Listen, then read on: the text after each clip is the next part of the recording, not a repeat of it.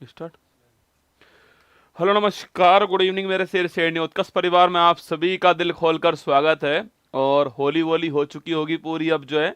चलिए शुरुआत करते हैं पढ़ाई की। आज हम शुरुआत करने जा रहे हैं हमारा दूसरा सब्जेक्ट केमिस्ट्री शुरू करने जा रहे हैं। बायोलॉजी बॉटनी जूलॉजी हम पढ़ चुके हैं और मुझे उम्मीद नहीं पूरा भरोसा है कि बायोलॉजी बॉटनी जूलॉजी का सवाल अगर एग्जाम में आएगा तो आप उसे निकाल लोगे। अब बात दोस्तों आती है केमिस्ट्री की, बात आती है अगर आप साइंस के स्टूडेंट नहीं हैं तो केमिस्ट्री आपके लिए वैसे बड़ी महत्वपूर्ण होती है, और अगर आप साइंस के स्टूडेंट हैं तो केमिस्ट्री आपके लिए और भी महत्वपूर्ण हो जाएगी रसगुल्ला। क्योंकि जितना आप समझते हो ना, जो आपने पढ़ा हुआ 11th 12th के अंदर वो वाली केमिस्ट्री एग्जाम वाला नहीं पूछता है। यहाँ पर आपसे केमिस्ट्री का एप्लीकेशन पूछता है ना भाई, इस केमिस्ट्री का दैनिक दिनचर्या में कहाँ यूज होगा, आपसे वो सवाल पूछता है। इसलिए टेंशन मत लेना आप लोग जो है जिन्होंने नहीं पढ़ी केमिस्ट्री। मैं तो आपसे एक बात कह रहा हूं, आज से 15 दिन बाद जब हम बात करेंगे फिजिक्स के बारे में, उस समय आप लोग जिन्होंने केमिस्ट्री नहीं पढ़ी है और जिन्होंने पढ़ी है वो दोनों बराबर कंडीशन में खड़े होंगे। ये मेरा वादा रहा। बस आपको तो पूरी शिद्दत से ये 2 घंटे क्लास लेनी होगी डेली, और मैं वादा करता हूं आपसे केमिस्ट्री आपकी मुट्ठी में होने वाली है। ठीक है, देखिए पढ़ने का कोई और छोर नहीं होता है। केमिस्ट्री में इनऑर्गेनिक केमिस्ट्री होती है, ऑर्गेनिक केमिस्ट्री होती है, 11th 12th होता है, बीएससी होता है, एमएससी होता है, आईआईटी होता है, 4 साल फिर आपके अंदर होता है एम्स होता है। बहुत सारा कंटेंट आपको पढ़ने के लिए होता है ना। एटम के ऊपर भी बहुत सारी क्लास हो सकती हैं अगर आप चाहो तो। कार्बन के ऊपर पूरी पीएचडी हो सकती है ना अगर आप चाहें तो। पर हम पढ़ने वाले केमिस्ट्री में जो एग्जाम में सवाल पूछता है हम उसकी बात करने वाले। ठीक है, चलिए शुरुआत करते हैं। सभी को गुड इवनिंग है, राधे राधे सभी को। आप सभी को देखिएगा, हम पढ़ेंगे किसके बारे में, जो केमिस्ट्री है हम इसकी बात करने वाले हैं। जो रसायन विज्ञान जो है हमारा, हम इसकी बात करने वाले हैं। ठीक है, जो हमारा रसायन विज्ञान है हम इसकी बात करने वाले हैं ना। पहला पॉइंट तो पूछते हैं भाई साहब, जो फादर ऑफ केमिस्ट्री है वो कौन है भाई। हम किसको जनक मानते हैं, मतलब केमिस्ट्री की शुरुआत करने वाले व्यक्ति कौन थे आपके। तो 18वीं शताब्दी के बाद में जो केमिस्ट्री की शुरुआत करने वाले व्यक्ति थे उनका नाम था एंटोनी लेबोशियर। आपने नाम सुना होगा, एंटोनी लेबोशियर जो है इन्होंने शुरुआत की थी। ठीक है, देखिएगा तो मैंने आपसे कहा जो केमिस्ट्री जो है पूछूं आपसे, जनक कौन है, इसके फादर कौन है छापना। इसके जो फादर है वो कौन है, वो है एंटोनी लेबोशियर। कौन है, एंटोनी लेबोशियर जो है वो इनके फादर हैं। एंटोनी लेबोशियर छापना, वो इनके फादर है किसके, केमिस्ट्री के। ठीक है, तो जो केमिस्ट्री है जनक कौन है उसके, एंटोनी लेबोशियर को बोलते हैं। इनकी दोस्तों एक बुक है जिसका नाम है द एलिमेंट ऑफ केमिस्ट्री। क्या नाम है, द एलिमेंट ऑफ केमिस्ट्री जो है वो इनकी बुक का नाम था, द एलिमेंट ऑफ केमिस्ट्री। ये भी आपको ध्यान रखना है। ठीक है, द एलिमेंट ऑफ केमिस्ट्री जो है वो इनकी बुक का नाम था। और फादर ऑफ केमिस्ट्री कौन है आपके, वो एंटोनी लेबोशियर हैं। इन्होंने कहा कि जो केमिस्ट्री जो है ना वो क्या है, केमिस्ट्री जो आपके वो पदार्थ का अध्ययन है ना, स्टडी ऑफ मैटर क्या है, केमिस्ट्री है। ये इन्होंने कहा कि जो पदार्थ है उसी का अध्ययन क्या होता है, केमिस्ट्री होती है। और इसने कहा कि जो केमिस्ट्री है वो किससे बनी हुई है, वो कीमिया वर्ड से बनी हुई है, जिसका अर्थ क्या होता है, पदार्थ, मैटर जो है जिसका अर्थ होता है यही इससे बनी होती है। ठीक है, सो इनका कहना था आपकी जो स्टडी ऑफ मैटर है आपके, वही हमारी क्या होती है, केमिस्ट्री होती है। ठीक है, तो केमिस्ट्री के जनक कौन है आपके, एंटोनी लेबोशियर है। The element of chemistry book का दोस्तों नाम है। और इन्होंने जो स्टडी ऑफ मैटर जो है, पदार्थ जो है उसी का अध्ययन क्या है, केमिस्ट्री माना है। इसलिए हम आज जो है ना वो पहला टॉपिक पढ़ने वाले क्या है, पदार्थ पढ़ने वाले हैं। एटम तो हम कल पढ़ेंगे। ठीक है, आज हम पढ़ेंगे पदार्थ के बारे में, उसकी कौन सी 5 अवस्थाएं होती हैं, सॉलिड लिक्विड गैस में क्या अंतर होता है, कैसे चेंज करते हैं आपके, फिजिकल चेंज क्या होते हैं, केमिकल चेंज क्या होते हैं। हमारा टॉपिक आज का ये रहने वाला है। ढंग से पढ़ना टॉपिक को, एग्जाम में सवाल निश्चित आपसे पूछ लेता है यहाँ सॉलिड लिक्विड गैस के अंदर से। ठीक है, तो मैंने कहा आपसे एंटोनी लेबोशियर जो है क्या है, फादर है किसके, केमिस्ट्री के फादर जो है वो है द एलिमेंट ऑफ केमिस्ट्री जो है, इसकी बात हम करते हैं, ये इनकी बुक का नाम है।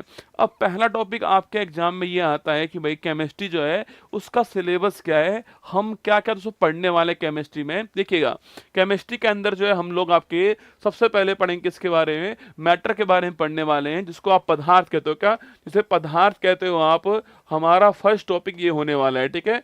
तो फर्स्ट टॉपिक हम जो है वो पदार्थ पढ़ने वाले हैं, मैटर पढ़ने वाले हैं। सेकंड टॉपिक मैंने अलग से लिखा है आपके लिए, और फिजिकल एंड केमिकल चेंजेस जो है, पानी का बर्फ बनना कैसे चेंज है, मोम का जलना कैसे चेंज है। छोटा टॉपिक है पर एग्जाम के लिए महत्वपूर्ण, छूट ना जाए इसलिए मैंने अलग से लिख दिया ना। तो फिजिकल एंड केमिकल चेंज, इसको हिंदी में कहते हैं भौतिक और रासायनिक परिवर्तन, ये भी हम लोग पढ़ने वाले हैं, ठीक है। भौतिक और रासायनिक परिवर्तन जो है यह भी पढ़ने वाले हैं। तो आज हम पढ़ेंगे किसके बारे में, आज हम जो है एक तो मैटर पढ़ने वाले हैं, पदार्थ पढ़ने वाले हैं, एक फिजिकल एंड केमिकल चेंज पढ़ने वाले हैं, ठीक है। इसके बाद बात किसकी आएगी, इसके बाद बात जो है परमाणु की आने वाली है, एटम की दोस्तों आने वाली है, जिसमें electron, proton, neutron, atomic theory जो उसके बारे में, रदरफोर्ड का नियम जो उसके बारे में, थॉमसन का नियम उसके बारे में, और बहुत सारी बातें जो है एटम के बारे में हम यहाँ पर करने वाले हैं, ठीक है। इसके बाद दोस्तों जो हमारी आवर्त सारणी है, सबसे महत्वपूर्ण टॉपिक केमिस्ट्री का, अगर आपने केमिस्ट्री के अंदर ये नहीं पढ़ी तो आप मान लेना आपने केमिस्ट्री नहीं पढ़ी। मतलब मैं आपको कितना ही पढ़ा दूं आपको, और मैंने ये नहीं कहा कि भाई ये आवर्त सारणी है, इसमें ये आवर्त है, ये वर्ग हैं, तो बच्चा बोले सर गुरुजी आपने पढ़ाया तो बहुत बढ़िया, पर बस केमिस्ट्री में आवर्त सारणी छोड़ दी। तो जो इसके महत्वपूर्ण पॉइंट्स हमारे एग्जाम के लिए, वो आपको मैं इसमें पढ़ाने वाला हूँ, ठीक है। इसके बाद में दोस्तों एसिड बेस साल्ट जो है, जिसको आप अम्ल, क्षार और लवण कहते हो, ये भी पढ़ने वाले हम ना। अम्ल, क्षार, लवण जो है ये पढ़ने वाले हैं। महत्वपूर्ण अम्ल कौन कौन से होते हैं, एग्जाम में सवाल पूछता है, ठीक है। इसके अलावा कार्बन और उसके कंपाउंड जो है, कार्बन और उसके जो यौगिक जो है, जो उसके अपर रूप हैं, जो उसके अपर रूप हैं, वो भी हम यहीं पर पढ़ने वाले हैं, ठीक है। तो कार्बन के यौगिक कौन कौन से हैं, उसके अपर रूप कौन कौन से हैं, वो हम यहां पर पढ़ेंगे। सबसे महत्वपूर्ण पॉइंट बता रहा हूं आपको, जो एग्जाम में सवाल पूछता है ना, वो टॉपिक आपके सामने ये तीन है, ठीक है। एक तो इंपॉर्टेंस एलिमेंट, ठीक है, जैसे ऑक्सीजन हो गया, नाइट्रोजन हो गया है, सोडियम हो गया, मैग्नीशियम हो गया, कैल्शियम हो गया है, पोटेशियम हो गया है। जो हमारे इंपॉर्टेंस एलिमेंट जो हैं उनके बारे में अलग से पढ़ेंगे हम यहाँ पर। ये बड़ा महत्वपूर्ण टॉपिक है, जो कि महत्वपूर्ण तत्व है ना हमारे, जो कि महत्वपूर्ण तत्व हैं, एग्जाम में सवाल यही पूछता है, ठीक है। देखो ये तो है केमिस्ट्री, यह है केमिस्ट्री का एप्लीकेशन पोर्शन जो है वो यहाँ पर है। तो जो इंपॉर्टेंट एलिमेंट है उसका यूज कहाँ करते हैं हम लोग, वो हम यहाँ पर पढ़ने वाले हैं। और जो केमिकल नेम है हमारे, रासायनिक नाम जो है, नमक को क्या बोलते हैं, इसके अलावा जो रासायनिक नाम हमारे रहने वाले हैं, HCl क्या होता है, अम्लराज क्या होता है, कहाँ यूज करते हैं, वो हम पढ़ेंगे। इसके अलावा जो अंतिम पॉइंट होगा आपके, विविध जो होने वाला है, अन्य पॉइंट जो होने वाले हैं, हम यहाँ कवर करने वाले हैं, ठीक है। तो ये 9 टॉपिक्स रहने वाले हैं, जिसमें हम आज 2 पढ़ने वाले हैं, मैटर्स और फिजिकल एंड केमिकल चेंजेज, हम ये पढ़ेंगे। यह सिलेबस आपका रहने वाला है। एक बार फटाक से 1 मिनट के अंदर जो है सिलेबस आप लोग नोट डाउन कर लीजिए ना, लिखिए सिलेबस फटाक से। सबसे पहले आप सिलेबस लिखिए फटाक से एक बार, ये आपका सिलेबस रहेगा, ठीक है। हाँ, कल वाली क्लास के जो नोट्स है ना बेटा, वो अभी अपलोड नहीं हुए हैं ना, वो हो जाएंगे, ठीक है। नोट्स नहीं पढ़ने, जो मैंने पढ़ा दिया उतना पढ़ लो बस, ठीक है। नोट्स वोट्स नहीं पढ़ने आपको। जो गैसियस लो है ना, वो भी हम यहीं पर पढ़ेंगे ना, ये मैटर में पढ़ेंगे, गैस के अंदर, ठीक है। गैस के अंदर देखो, आप मुझे कोई और टॉपिक मत बताओ ना, पहले पढ़ तो लो मुझसे एक बार, यहां तक पहुंचने दो, फिर बात करेंगे, ठीक है। तो जो गैस वाला टॉपिक है वो पढ़ाऊंगा मैं आपको इसमें, और जो गैसियस लॉ जो है वो भी आपको यहीं पर लिखा दी जाएंगे, ठीक है। वो भी आपको यहीं पर लिखा दूंगा ना। बॉयल का नियम है, चार्ल्स का नियम है, और आदर्श आपके गैस जो है वो सारे आपको लिखाऊंगा, ठीक है। फटाफट लिखो।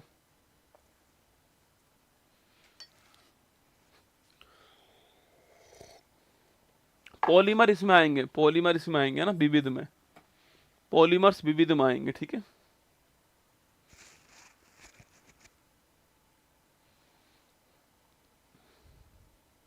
चले बेटा, लिखो, लिखिए फर्स्ट टॉपिक लिखना मैटर।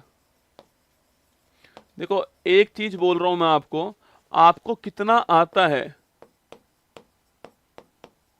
इसको एक बार साइड में रख दो ना, साइड में रख दो इसको, अपना दिमाग खाली कर लो एक बार ना, अपना दिमाग खाली कर लो आप एक बार। आपको कुछ आता है केमिस्ट्री में, नहीं आता, साइड में कर दो इसको, अपना दिमाग खाली कर लो। आप ये सोच लो कि कुमार गौरव जो पढ़ाएगा मुझे वो सीखना है। अगर आपके दिमाग में पहले से ही भरा हुआ है तो फिर मेरी बात नहीं जा पाएगी। सब कुछ साइड में कर दो, गहरी सांस लो, एक बार दिल भेज दो कमेंट बॉक्स में, और फिर जितनी बात मैं आपको बताऊं लिखाऊं आपको वो लिखनी है, ठीक है। चलिएगा, तो जो केमिस्ट्री है उसका फर्स्ट टॉपिक कौन सा, हमारा मैटर हमारा फर्स्ट टॉपिक रहने वाला है। इसको इंग्लिश में सब्सटेंस बोलते हैं, हिंदी में इसको पदार्थ कहते हैं, हिंदी में इसको द्रव्य भी कहते हैं ना, द्रव्य, ठीक है, नॉट द्रव, क्या बोलते हैं, द्रव्य कहते हैं ना। तो मैटर, पदार्थ, द्रव्य, हम इसकी बात करने वाले हैं। रीढ़ की हड्डी किसकी, केमिस्ट्री का जो रीढ़ की हड्डी है वो ये वाला टॉपिक रहने वाला है, मैटर, और उसके बाद एटम। ये दोनों बड़े महत्वपूर्ण टॉपिक है ना। देखिए पदार्थ होता क्या है दोस्तों, मेरे हाथ में ये एक रिमोट है, यहाँ पेन है, मैं आपके सामने खड़ा हुआ हूँ।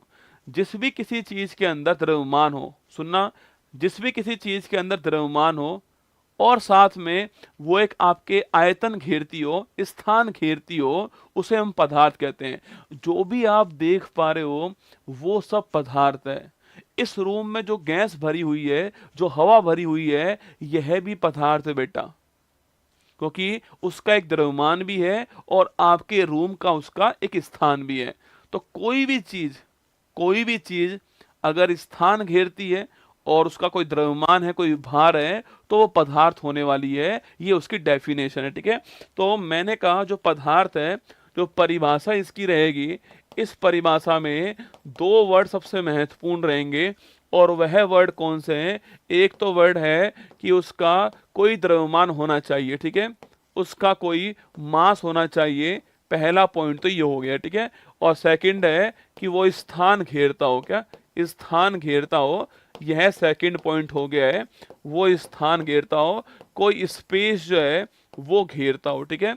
तो अगर मास है उसके अंदर और स्पेस है उसके पास में, तो ये दोनों पॉइंट अगर उसके पास में, तो मैटर होने वाला है।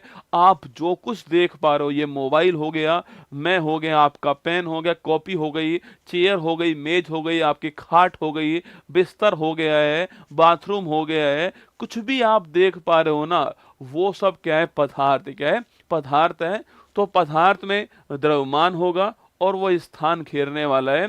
इसका एग्जाम्पल आप कुछ भी लिख दीजिए जो आपके आसपास हो। पेन हो गया, पेन है, मेज है, पेन है, मेज है, चेयर, कुर्सी है, कुर्सी है लिखना, कुर्सी है, चाय है, चाय लिखिए, चाय है, इसके अलावा हवा है, हवा है, बहुत सारे जो भी आप देख पा रहे हो सारे इसके एग्जाम्पल है। मैं खुद लिख लो, मास्टर लिख लो, मास्टर है, मास्टर है, रसगुल्ला है, सभी इसके एग्जाम्पल है, ठीक है, सभी इसके एग्जाम्पल है। मास्टर, रसगुल्ला, पेन, कुर्सी, चाय, टमाटर, कुछ भी आपको पता हो वो सारे इसके एग्जाम्पल होने वाले हैं। तो मैटर की परिभाषा क्या है, जिसमें द्रव्यमान होना चाहिए और कोई स्थान घेरता हो, वो दोनों बातें अगर उसमें है तो वो मैटर कहलाएगा, पदार्थ कहलाएगा। अब दोस्तों मुद्दा इस बात का यहाँ पर आ चुका है कि जो पदार्थ जो है उसका हम डिवीजन कैसे करने वाले हैं, उसका विभाजन हम कैसे करने वाले हैं, ठीक है। कुछ तो पदार्थ की अवस्थाएं होती है, जो आप सुनते हो ना कि सॉलिड है, लिक्विड है, गैस है, ये पदार्थ की अवस्थाएं होती है, ठीक है। देखिएगा जो पदार्थ है, पूछूं आपसे, इसका जो विभाजन करना है हमें, वो कैसे करेंगे दोस्तों। एक तो आधार है इसका, कौन सा, भौतिक आधार है, कैसा है, फिजिकल आधार है, भौतिक आधार है, मतलब कि ये वो आधार है जो आप और मैं देख पा रहे हैं, ठीक है। जैसे इस कप के अंदर चाय है तो वो द्रव है, इसको मैं देख पा रहा हूँ, ठीक है। ये जो आपके रिमोट है वो सॉलिड है ना, इसको मैं देख पा रहा हूँ, ठीक है। तो जिसको आप देख पा रहे हो, जिसको आप महसूस कर पा रहे हो, वो आपके फिजिकल बेसिस होता है। और मैंने आपसे कहा इसी आधार पर पदार्थ की 5 अवस्थाएं होती हैं, ठीक है। इसी आधार पे क्या होता है, इसी आधार पर पदार्थ जो है इसकी कितनी अवस्थाएं होती हैं? इसकी 5 अवस्थाएं होती हैं, ठीक है। कौन कौन सी 5 अवस्थाएं इसकी? इसकी 5 अवस्थाएं जो हैं इसी आधार पे होती है ना, लिखना। फर्स्ट कौन सी होती है? ठोस जो है, सॉलिड जो है, वो फर्स्ट आपके अवस्था है, ठीक है। सेकंड लिखिएगा, द्रव जो है छापना, इसको लिक्विड कहते हैं, ठीक है, लिक्विड कहते हैं। द्रव आपके सेकंड पोजीशन है। थर्ड लिखिएगा, गैस जो है वो थर्ड पोजीशन आपकी, गैस हमारा थर्ड आपकी अवस्था है। फोर्थ लिखिए आप, प्लाज्मा जो है बहुत गर्म होता है, ये फोर्थ आपकी स्टेज हो गई, ये फोर्थ स्टेज छापना। और पांचवा लिखिएगा, बोस आइंस्टीन जो है, ये पांचवी अवस्था है। कौन सी? बोस आइंस्टीन जो है ये पांचवी अवस्था है। तो मैंने कहा आपसे 5 अवस्थाएं होती हैं इसकी। कितनी? 5 अवस्थाएं होती है। ठोस, द्रव, गैस, प्लाज्मा और बोस आइंस्टीन आपके कंडेंसेंट कहते हैं इसको, आगे लिखाऊंगा इसको आपके। बोस आइंस्टीन जो है 5 अवस्थाएं क्या है? ये 5 अवस्थाएं किसकी? पदार्थ की होती हैं और यहाँ पर आपको लिखी हुई है, ठीक है। Solid, liquid, gas, plasma, Bose Einstein, ये पांचों हम पढ़ने वाले हैं, अभी थोड़ी देर के बाद में पढ़ेंगे, ठीक है। तो ये 5 आपके क्या है? यह 5 भौतिक आधार पे जो है इसका विभाजन आपके सामने हो गया, ठीक है। एक दोस्तों आधार कौन सा है? एक आधार इसका कौन सा होता है? रासायनिक आधार होता है, ठीक है। एक आधार कौन सा इसका? रासायनिक आधार जो है वो भी इसका आधार है। केमिकल बेसिस पर हम जो है विभाजन करते हैं, ठीक है।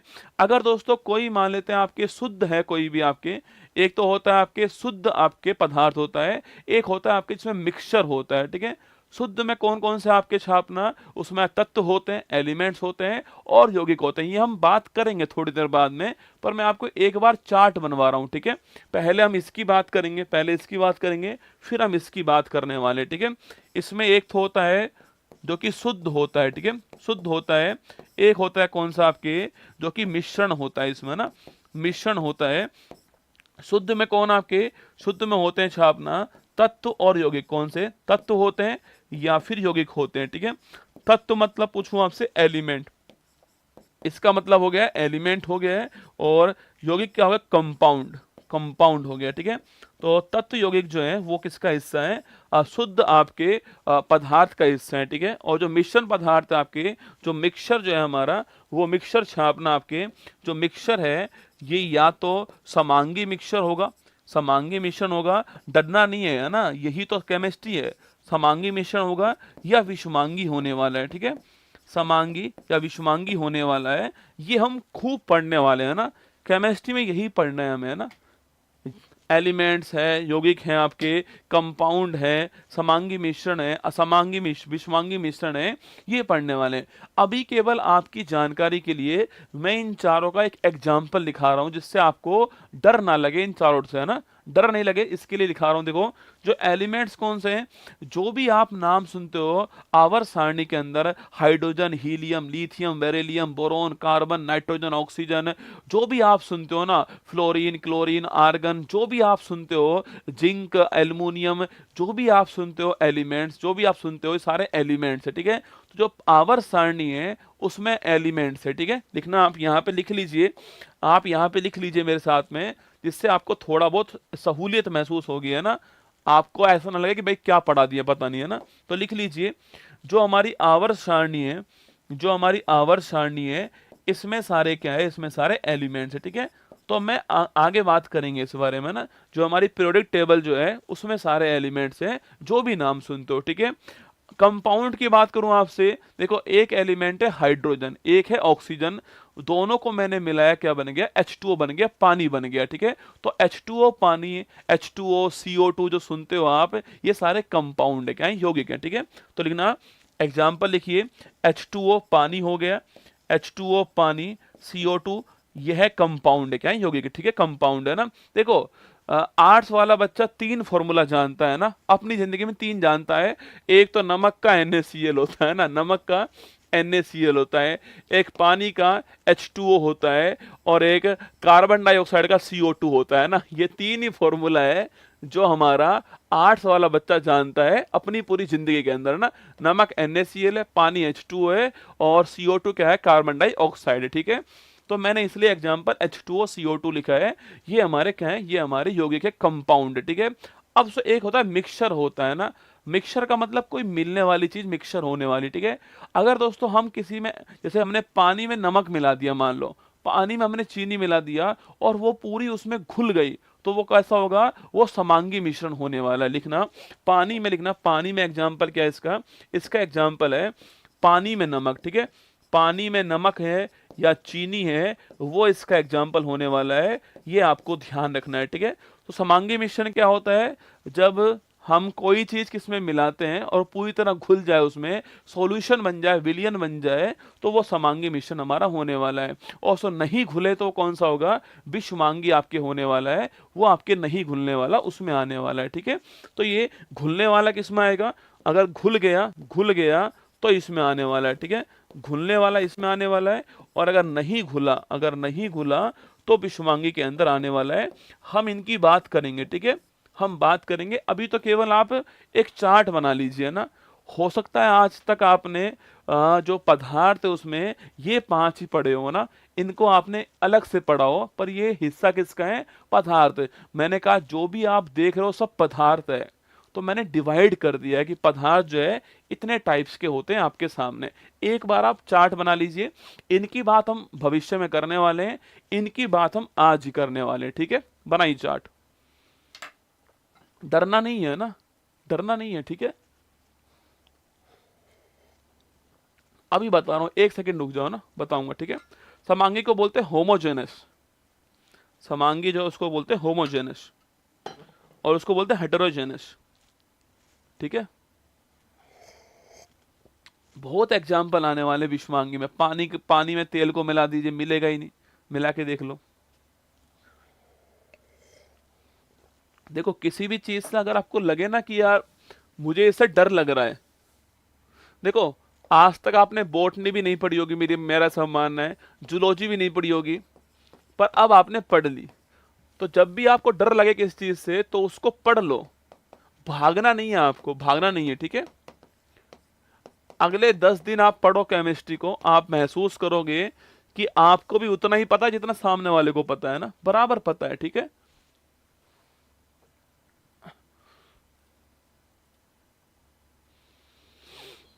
तो लिख लिया आपने एक बार ये, हमारा दिमाग तो खाली है। अरे बहुत सही है, तुम्हारा दिमाग खाली है ना, तो ही मेरे काम के हो तुम मेरे खोटे सिक्के हो।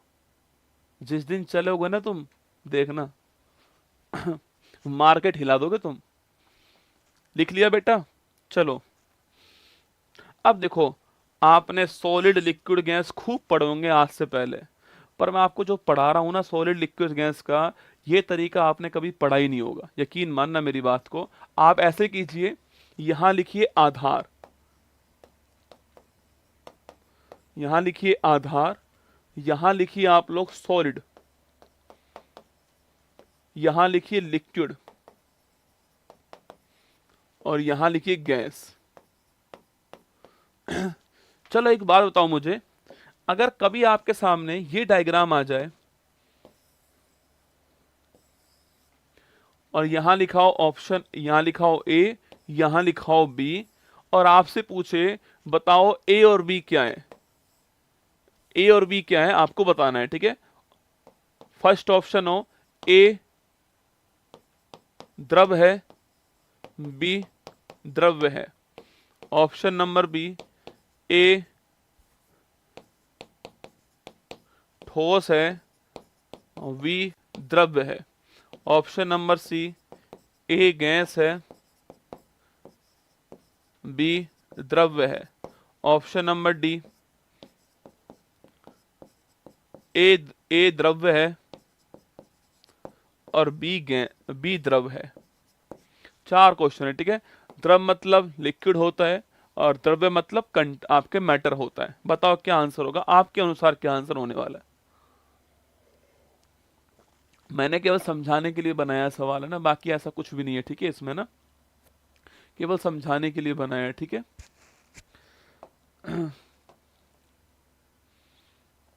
अरे एनसीईआरटी तो मैं ही पढ़ा रहा हूँ आपको, आप क्यों पढ़ रहे हो उसको, ये तो मैं ही पढ़ा रहा हूँ।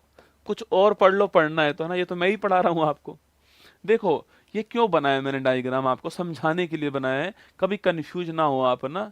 मैंने कहा कि द्रव्य है पदार्थ, उसका हिस्सा है सॉलिड, लिक्विड, गैस, वो उसके हिस्से हैं। तो बड़ा वाला गोला किसका होगा? बड़ा वाला गोला जो है वो होगा किसका? आपके द्रव्य का होगा। इंग्लिश में तो मैटर कहते हैं इसको, अलग अलग बात है ना। छोटा वाला गोला जो है यह सॉलिड का होगा, या फिर लिक्विड का होगा, या गैस का होगा। ठीक है, बड़ा वाला गोला किसका होने वाला है? बड़ा वाला जो गोला है आपके वो द्रव्य का होने वाला है। ठीक है, तो जो ए होगा गोला का, आपके ए गोला जो होने वाला है वो द्रव्य का होगा। तो ए गोला द्रव्य का है, यहाँ पर गलत हो गया है। ए ठोस का है, गलत हो गया है। ए गैस का है, गलत हो गया है। ए द्रव्य का है। तो ऑप्शन नंबर 4 ठीक हो गया है। बड़ा वाला जो गोला है आपके वो द्रव्य का होने वाला है। समझ गए? द्रव्य और द्रव में अंतर है। मैं एक लाइन लिख रहा हूं यहां पर, लिखिएगा।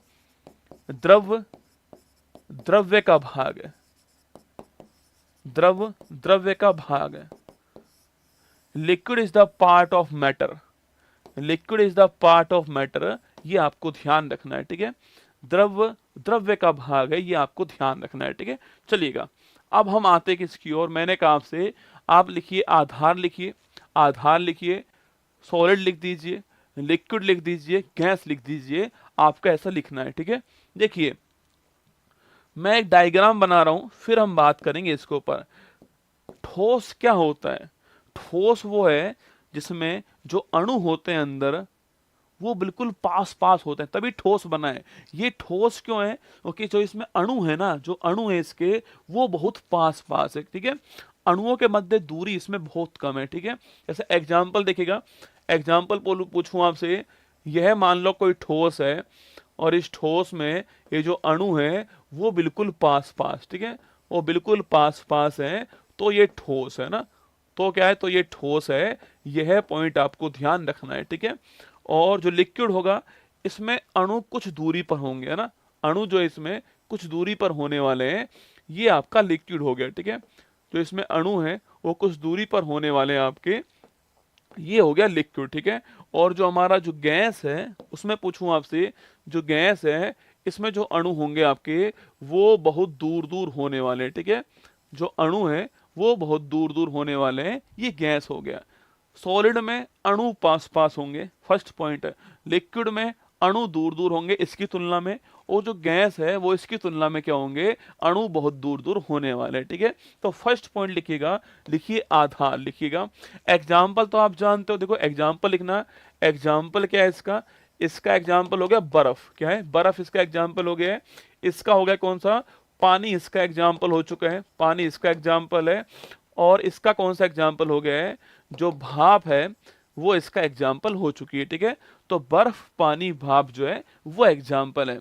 ये बर्फ, पानी, भाप आपके इस टॉपिक का सबसे महत्वपूर्ण पॉइंट होगा, इसलिए मैंने यही एग्जाम्पल लिया है। आपसे पूछेगा बर्फ का पानी बनना क्या है, पानी का भाप बनना क्या है, बर्फ का भाप बनना क्या है, वो एग्जाम्पल आपसे पूछने वाला जो हम पढ़ने वाले। ठीक है, देखिएगा पहला पॉइंट लिखिए, पहला पॉइंट लिखिए आप। जो फर्स्ट इसका आधार है वो है जो इसके मध्य जो कण जो है ना, जो पार्टिकल्स जो हैं, इसके बीच में दूरी इसका पहला आधार। लिखना, लिखना, इनमें अंतर कर रहे हैं हम। ठीक है, कणों के मध्य दूरी जो है, कणों के मध्य दूरी जो है वो इसका पहला आधार है, इन तीनों का। ठीक है, जो कण है इनके बीच में, जो कण है ये बने हुए जो कण है इनके बीच दूरी। तो अगर पूछूं आपसे, अगर मैं ठोस से गैस की ओर आऊंगा तो जो कणों के मध्य जो दूरी है वो बढ़ जाएगी। दिख रहा है आपको? तो लिखिएगा, फर्स्ट पॉइंट हो गया है।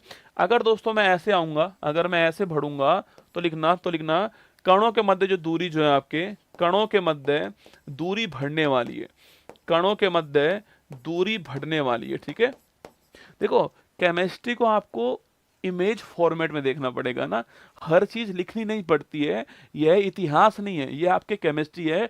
इमेज को बनाओ दिमाग में। कभी भी आपको सवाल पूछेगा ना तो ये डायग्राम आपको मदद करने वाला है। मैं सवाल दिखाऊंगा आपको इसके बाद। ठीक है, तो कणों के मध्य दूरी मैंने कहा यहां से यहां जाऊंगा बढ़ने वाली है।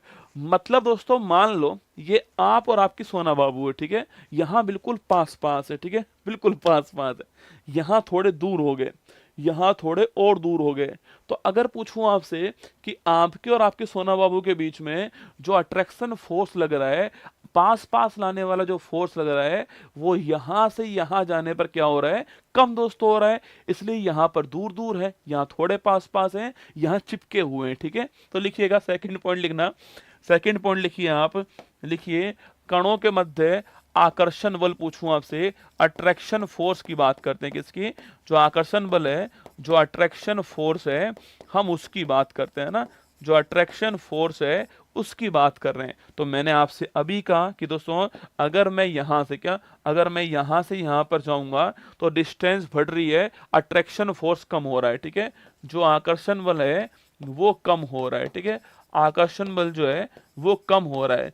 सवाल पूछ सकता है आपसे कि भाई न्यूनतम आकर्षण बल किस में होता है, ठोस में होता है, द्रव में होता है, गैस में होता है। तो भाई इधर जा रहा हूं तो कम हो रहा है, तो न्यूनतम किस में होगा, इसमें होगा, अधिकतम इसमें होने वाला है। ये पॉइंट तो आपको समझ में आ जाना चाहिए। ठीक है, लिखिए थर्ड पॉइंट लिखिएगा, थर्ड पॉइंट लिखिए आप लोग यहां पर, थर्ड पॉइंट लिखना मेरे साथ में। लिखिए दोस्तों, थर्ड पॉइंट है आकार। क्या है, आकार लिखिएगा। जो आकार, जो शेप है, आकार शेप जो है वो देखिए। देखो ये जो गिलास है, इस गिलास का आकार फिक्स है ना, जो गिलास है इसका आकार फिक्स है, मतलब जो ठोस होगा उसका आकार तो निश्चित होने वाला है। ठीक है, लिखिए जो ठोस होगा, ठोस जो होगा इसका आकार कैसा होने वाला है, निश्चित होने वाला है। यस या नो, ठोस है उसका आकार निश्चित होगा, जो फोटो में आपको दिख रहा है। पर सो इसके अंदर आपकी चाय, अभी ये चाय इस गिलास के अंदर है, अगर मैं इस चाय को प्लेट में ले लूंगा तो वो उस आकार की हो जाएगी। मतलब जो लिक्विड जो है उसका कुछ खुद का कोई आकार नहीं है, उसको जिस आकार में डालोगे वो ढल जाएगा उस आकार के अंदर ना, वही होगा ना। तो जो लिक्विड जो है इसका आकार कैसा होने वाला है, अनिश्चित होने वाला है। ठीक है, इसका आकार अनिश्चित होने वाला है। उसी प्रकार आपकी गैस है, अभी इस रूम के अंदर है तो उस आकार के अंदर है, अभी रूम के बाहर जो है अलग आकार के अंदर होगी। ठीक है, तो इसका आकार कैसा होने वाला है, अनिश्चित होने वाला है। ठीक है, तो शेप जो है, शेप मैंने कहा, शेप सॉलिड की निश्चित होने वाली है, लिक्विड की अनिश्चित होने वाली है, गैस की आपके अनिश्चित होने वाली है। ठीक है, नंबर फोर्थ लिखना आप लोग, नंबर फोर्थ लिखिएगा, वो है आयतन। कौन सा, आयतन। ये बड़ा प्यारा सवाल है, आयतन या वॉल्यूम कहते हैं इसको, क्या बोलते हैं, वॉल्यूम कहते हैं। अब समझना मेरी बात को, सारा खेल समझने का है बेटा, है ना।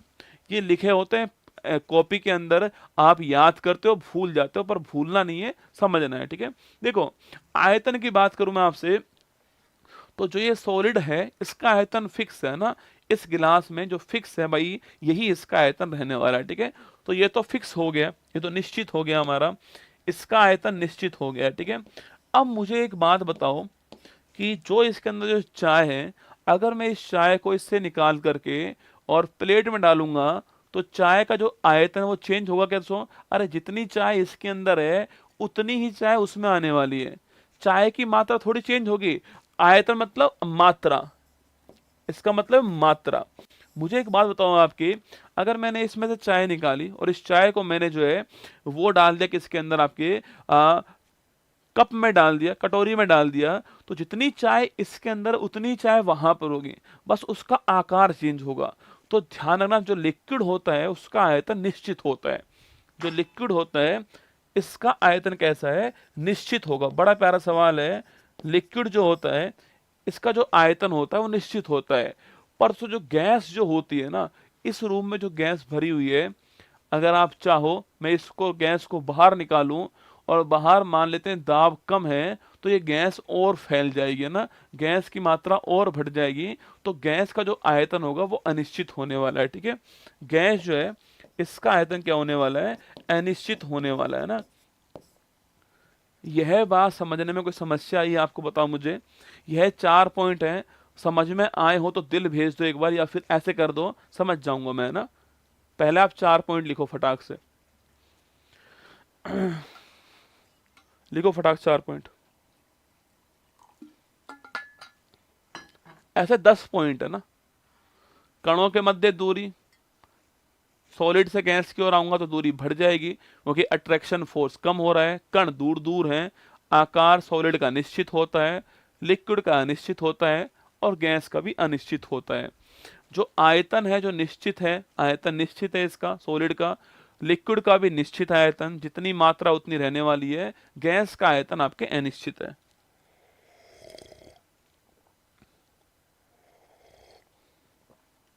चलिएगा, लिख लिया फटाक से, थोड़ा स्पीड से लिखना, ठीक है। अब देखो 4 पॉइंट लिख लिए हमने, 4 पॉइंट हमने लिख लिए, 4 पॉइंट हम लोग लिख चुके हैं। अब लिखना 5वां पॉइंट लिखना। देखिए 5वां पॉइंट लिखो, 5वां पॉइंट लिखना आपके घनत्व, डेंसिटी। ये खूब पूछता है एग्जाम वाला आपसे। देखो पहले समझ लो घनत्व होता क्या है ना, पहले ये देखते हैं, ठीक है। देखो डेंसिटी का मतलब क्या होता है आपके, इसका फॉर्मूला होता है, वो है द्रव्यमान अपॉन आयतन। ये इसका फॉर्मूला है। जो घनत्व है उसका फॉर्मूला क्या है, द्रव्यमान अपॉन आयतन। ये सॉलिड, ये लिक्विड और ये गैस। जो घनत्व है उसका फॉर्मूला होता है द्रव्यमान अपॉन आयतन। ये मास और ये वॉल्यूम है, ठीक है। घनत्व जो होता है उसका फॉर्मूला क्या है, द्रव्यमान अपॉन आयतन।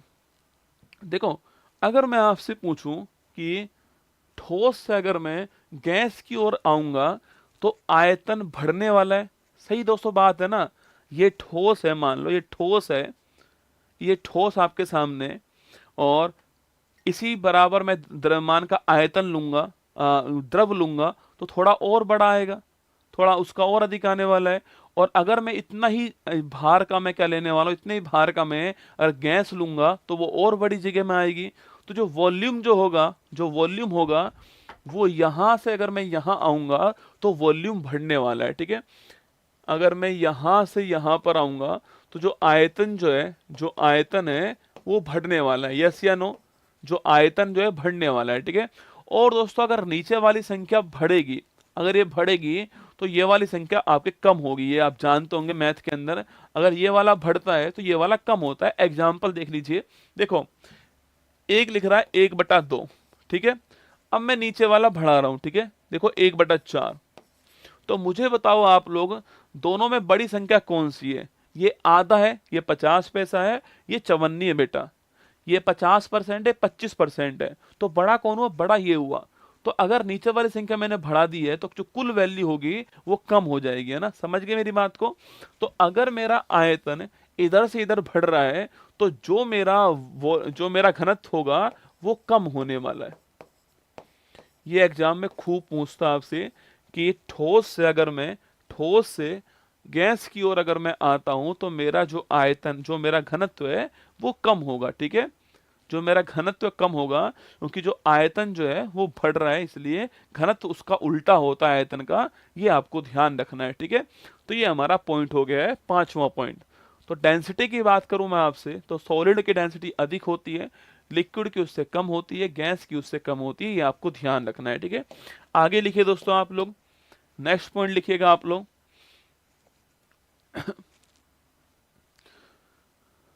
लिखिए, देखो जो मैंने कहा था ना कणों के मध्य जो दूरी मैंने कहा था उसको केमिस्ट्री के अंदर एक और नाम से बोलते हैं, वो है अंतः आणविक स्थान। लिखो अंतः आणविक स्थान। तो कभी सवाल पूछूं आपसे कि अंतः आणविक स्थान जो है, अंतः आणविक स्थान,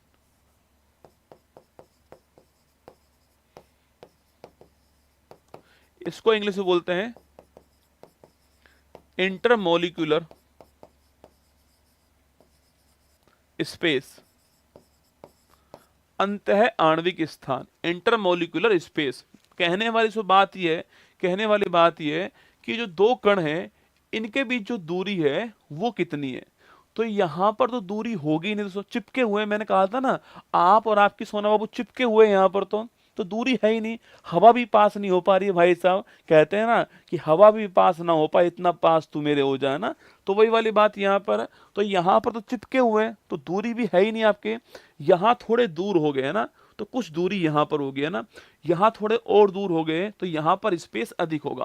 तो जो कणों के मध्य जो स्पेस है वो यहाँ पर नगण्य है, यहाँ थोड़ा बढ़ जाएगा और यहाँ अधिकतम होने वाला है। तो अगर ऐसे में जाऊंगा तो कणों के मध्य दूरी बढ़ने वाली है, और जो कणों के मध्य जो स्पेस होगा वो भी आपका बढ़ने वाला है। ठीक है, देखिएगा, अगर दोस्तों मैं ऐसे चला गया, अगर मैं ऐसे गया यहाँ छापना, अगर मैं ऐसे चला गया लिखना, तो जो अंतः आणविक जो दूरी है, अंतः आणविक दूरी जो है वो बढ़ने वाली है। ठीक है, अंतः आणविक दूरी जो है बढ़ने वाली है, ये आपको छापना है। मतलब ठोस जो होगा यहां पर नगण्य होगी, यहां शून्य होगी और यहां अधिकतम होगी। ठीक है, कभी सवाल पूछ ले आपसे भाई पदार्थ की किस अवस्था में, सवाल देखो, सवाल का लेवल देना, पदार्थ की किस अवस्था में अंतः आणविक दूरी नगण्य होती है, ठोस, लिक्विड, गैस, प्लाज्मा। आपकी खोपड़ी खराब हो जाएगी, गुरुजी सवाल क्या पूछ लिया इसने ना, तो सवाल आपको यहां से मिल सकता है। ठीक है, तो जो मोलिकुलर जो स्पेस है वो इधर से उधर जाने पर, आपके कणों के मध्य जो दूरी जो है वो इधर से उधर जाने पर बढ़ रही है, यहां नगण्य है सॉलिड के अंदर, वहां अधिकतम है, आपको छापना है। अब अगला पॉइंट लिखिए आप लोग, अगला पॉइंट लिखिएगा, नंबर 7 लिखिएगा। देखिए संपीड़न, देखो संपीड़न, देखो संपीड़न जो वर्ड है इसका मतलब कंप्रेशन, या कंप्रेशन करना ना, कंप्रेशन। कहने वाली बात यह है कि ठोस, लिक्विड, गैस में किसको दबाना आसान होगा। अब लगाओ खोपड़ी अपनी, देखो यहां देखो, मैंने पूछा आपसे कि हमें पास लेकर आना है इनको। भाई दबाने का मतलब क्या है, मुझे ठोस को दबाना है, इसको दबाना है मुझे, तो मैं जब दबाऊंगा इसमें तो मेरा दम अधिक लगने वाला है। ठीक है, तो जब मैं इसको दबाऊंगा यहां पर तो ये दब ही नहीं पाएगा, इसमें संपीड़न तो हो ही नहीं पाएगा, ये ठोस है, दबाओ ना इसको, दबा पाओगे इसको, नहीं दबा पाओगे, तो संपीड़न इसमें जीरो है, नगण्य है ना। बस आगे मैं बढ़ूंगा तो देखो यहां पर क्यों नहीं, मैं इसको दबा क्यों नहीं पा रहा, क्योंकि सो यहां पर अणु इतने पास पास जगह है ही नहीं, यहां अणु दूर दूर है, मैं दबाऊंगा दब जाएगा, क्योंकि अणुओं के मध्य दूरी कम हो जाएगी, यहां से बहुत दूर दूर अणु है, ये दब जाएगा। जब आप एलपीजी जो गैस होती है आपकी, जब उसको सिलेंडर में भरते हो, आप चेक करना उसको हिला करके, ऐसा आपको फील होगा कि वो गैस किस फॉर्मेट के अंदर है, लिक्विड फॉर्मेट में। चेक करना, हमने उसको दबा दिया सिलेंडर में, दबा दिया हमने सिलेंडर में, तो गैस से बन गई लिक्विड। अगर गैस को दबाऊंगा तो लिक्विड बन जाएगा, अगर मैं इसको दबाऊंगा तो ये बन जाएगा। सुन रहे हो मेरे बात को, अगर मैंने इसको दबा दिया तो ये बनने वाला है, और मैंने अगर इसको दबाया तो ये बनने वाला है। जो हीरा जो होता है, जो डायमंड जो होता है ना, पता है किससे बनता है, जो कोयला जो होता है उसके दबने से डायमंड मिलता है, इसलिए बोलते हैं ना कि कोयले की खान से हीरा निकलता है ना, वो ऐसे ही बनता है। दबाऊंगा, अगर मैं दबाऊंगा उसको तो सॉलिड फॉर्मेट के अंदर आने वाला है। ठीक है, तो सवाल पूछूं आपसे, संपीड़न किस में होगा, तो इसमें तो होगा ही नहीं संपीड़न, यहां थोड़ा बहुत संपीड़न होने वाला है, यहां संपीड़न और होने वाला है। ठीक है, तो लिखिएगा, पूछूं आपसे, मतलब कि दबाना, तो मुझे बताओ आप लोग, तो अगर मैं इधर से इधर गया तो संपीड़न बढ़ने वाला है, मतलब कि यहां संपीड़न होगा ही नहीं, नगण्य संपीड़न होगा यहां पर, और यहां पर अधिकतम होगा। बात पल्ले पड़ गई नहीं पड़ी मेरी बात बताओ, संपीड़न यहां पर तो होगा ही नहीं, यहां पर अधिकतम होने वाला है। ठीक है, तो अगर मैं इधर से इधर आऊंगा तो संपीड़न जो है मेरा वो बढ़ने वाला है, यहां पर तो होगा ही नहीं, यहां अधिकतम होने वाला है। बात पल्ले पड़ गई। एक पॉइंट और लिख दो फिर लिखना। ठीक है, एक पॉइंट और लिख दो, लिखो गतिज ऊर्जा,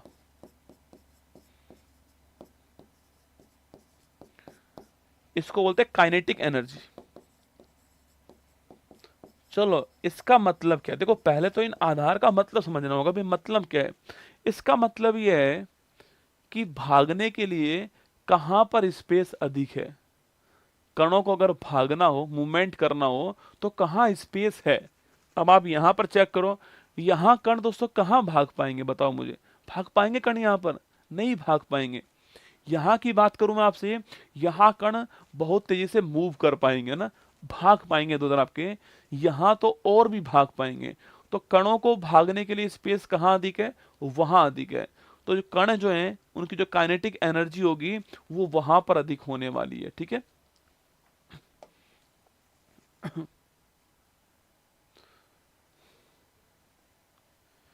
लिखिएगा,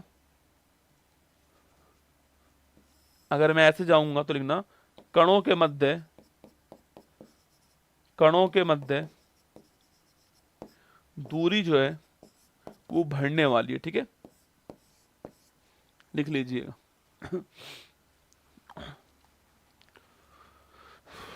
अभी एक पॉइंट और बच रहा है, फिर खत्म करेंगे इसको ना। 2 पॉइंट और बच रहे हैं, सॉरी 8 हुए ना, 2 पॉइंट बच रहे हैं।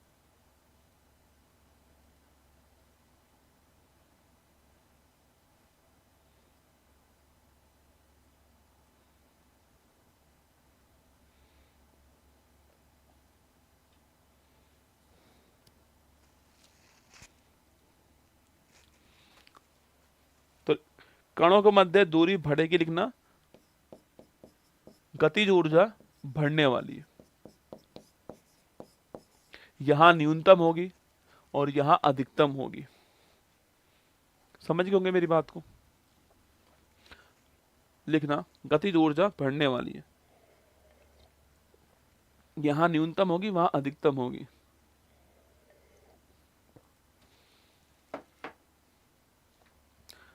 अब 2 पॉइंट बच रहे हैं लास्ट। आप सोचो, आपने इससे पहले पढ़ा होगा ना, ठोस 4-5 लाइन लिखी होंगी, एग्जाम्पल लिखा, फिर लिखा गैस 4-5 लाइन लिखी, फिर एग्जाम्पल लिख दिया, फिर लिखा द्रव 4-5 लाइन, फिर एग्जाम्पल लिख दिया। पर बेटा आज तक कुछ हुआ उससे? कुछ नहीं हुआ। सवाल ठीक हुआ? नहीं हुआ। सवाल ऐसे पूछता है आपसे एग्जाम में। चलिएगा, 2 पॉइंट और लिख लीजिए लास्ट। लिखो नवा पॉइंट, लिखो ध्वनि की चाल।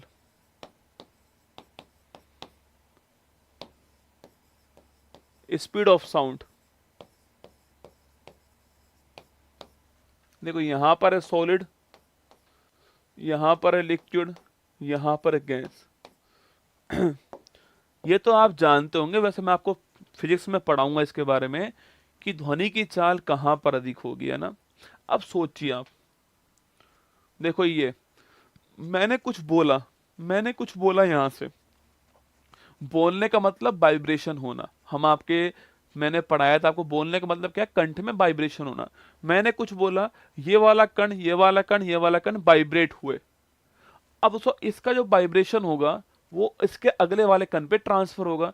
अब यहाँ पर दूरी कम है तो जितना वाइब्रेशन यहाँ पर हुआ है, फटाफट क्या होगा? फटाफट जो है वो यहाँ पर ट्रांसफर होगा, फिर ये वाला यहाँ ट्रांसफर होगा, ये वाला यहाँ होगा, ये वाला यहाँ होगा, ये वाला यहाँ होगा, और यहाँ पर हमारा कान होगा, हमें सुनाई देगा।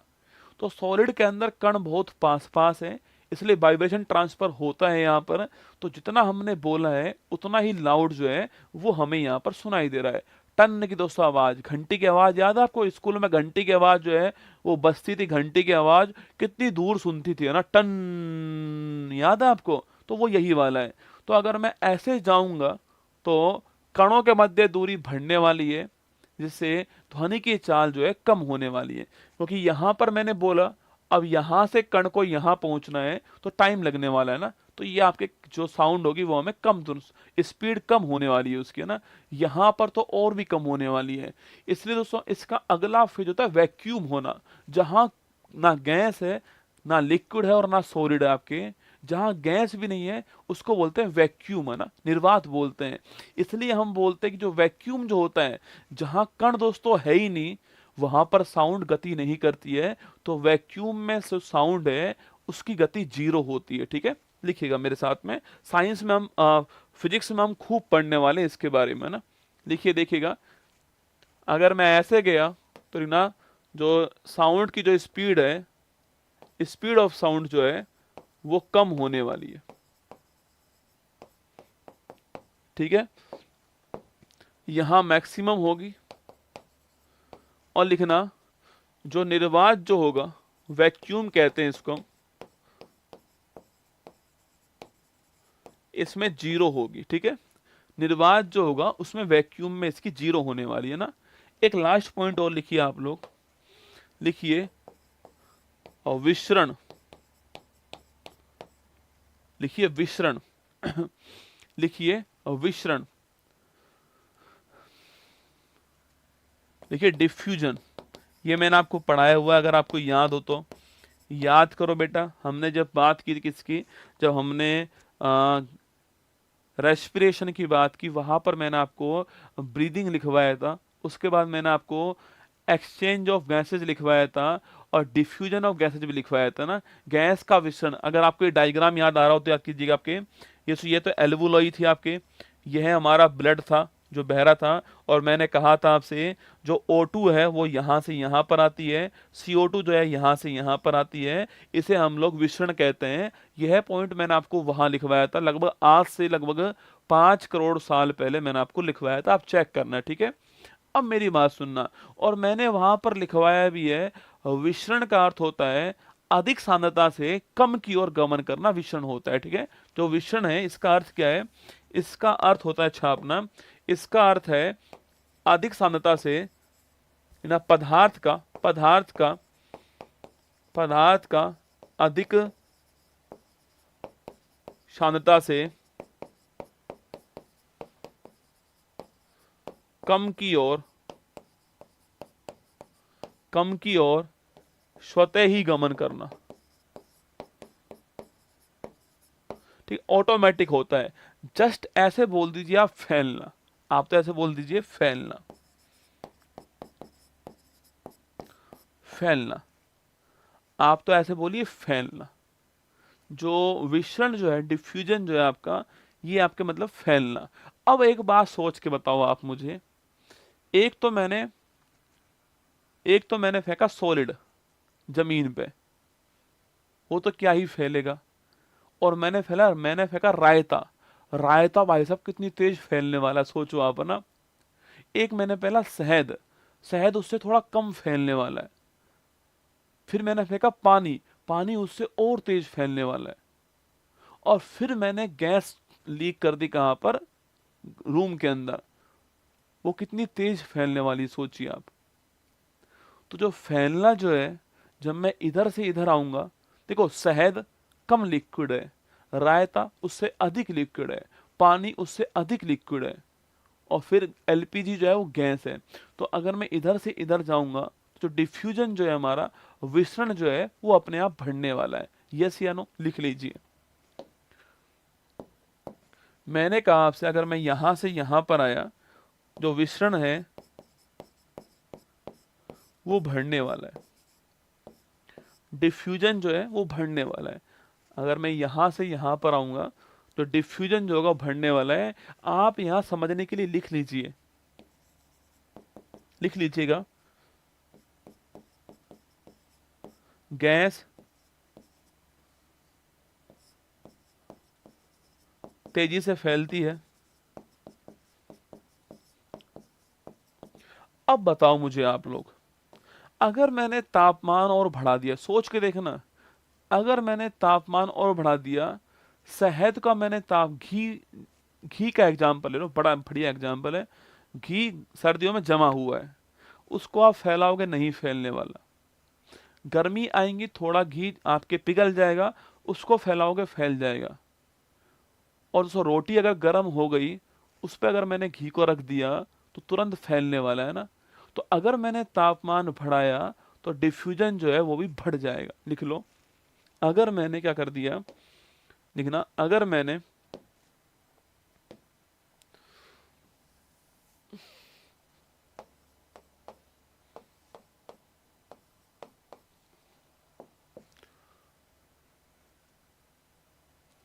लिखिएगा, मैंने कहा आपसे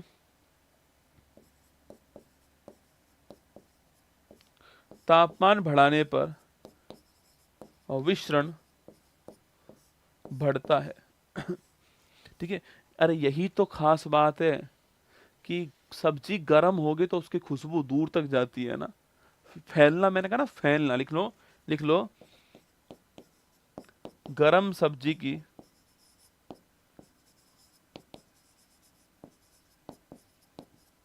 खुशबू दूर तक जाना। खाना बन रहा है, खुशबू आती है ना हमें, वो खुशबू ऐसी आती है, ठीक है।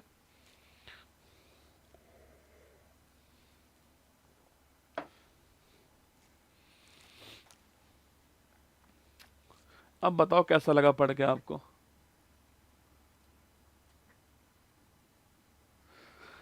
ये सॉलिड लिक्विड गैस मैंने पढ़ाया आपको, आपने इससे पहले भी खूब पढ़ा होगा, पर इतनी जानकारी आपने कहीं नहीं पढ़ी होगी, मेरा ऐसा मानना है।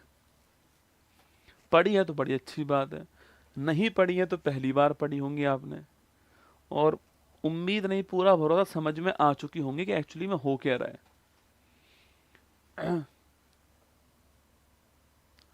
सुचालक कुचालक के आधार पर अंतर नहीं कर सकते है ना बेटा, डिफरेंस नहीं कर सकते।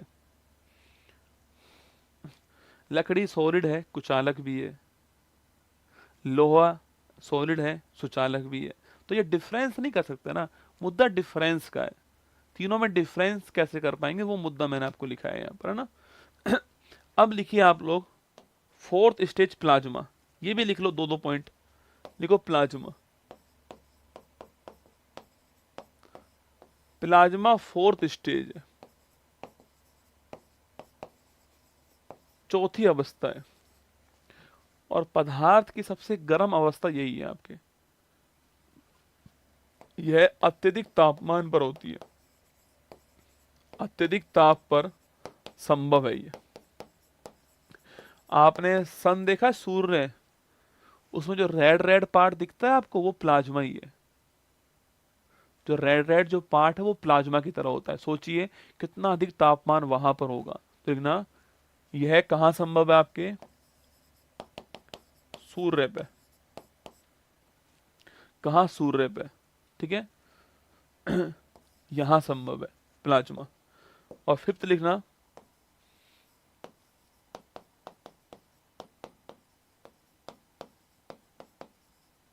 देखिए बोस आइंस्टीन,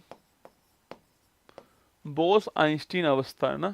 देखो बोस आइंस्टीन जो अवस्था है, यह बहुत ठंडी अवस्था होती है, और ठंडी का मतलब होता है आपके कंडेंसेट करना, ठीक ना। बोस आइंस्टीन, इसका नाम, पूरा नाम क्या है, पूरा नाम इसका बोस आइंस्टीन कंडेंसेट करना, कंडेंसेट लिखना।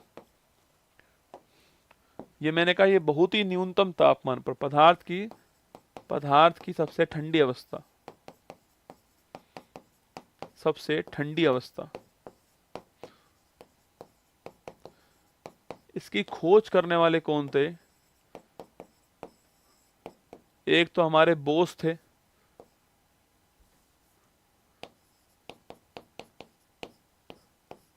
सत्येंद्रनाथ बोस थे, और एक कौन थे, एक थे हमारे कौन, आइंस्टीन थे,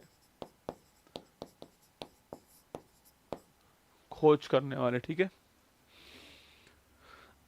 तो बोस आइंस्टीन अवस्था, ये भी आपको ध्यान रखना है, नोट कीजिए फटाक से।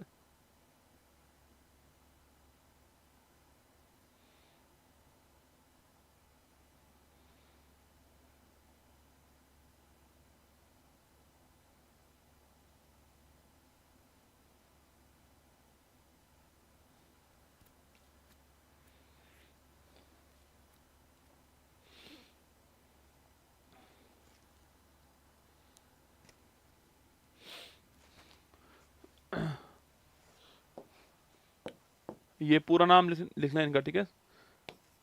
सत्येंद्र नाथ बोस। ये खोज जो होती है ना 1925 में होती है ना, ये खोज कब होती है, 1925 में होती है। देखो मैं साइंस का टीचर तो नहीं हूँ बच्चा, ना, पर मैं जानता हूँ कि आप में से बहुत सारे लोग जो हैं वो मुझ पे डिपेंड होंगे, है ना, कि यार गुरुजी पढ़ाएंगे, सवाल उसमें से आएगा। तो मैं इसलिए यहाँ पर सामने खड़ा होता हूँ आपके सामने, अपनी पूरी तैयारी के साथ में। एक क्लास के लिए मुझे 5-5 घंटे लग जाते हैं कंटेंट तैयार करने में, क्योंकि मेरे पास टाइम लिमिटेड है, पढ़ाने वाला मैं अकेला ही हूँ, सब कुछ मुझे ही पढ़ाना है, और काम का पढ़ाना है, घास नहीं काटनी है ना, तो बस।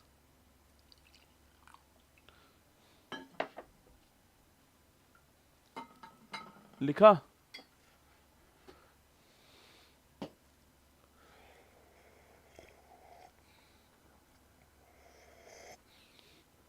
अब देखो,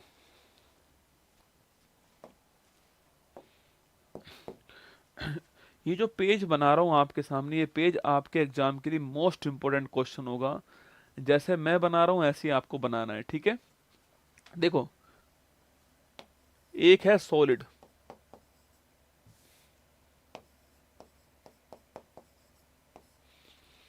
एक है लिक्विड,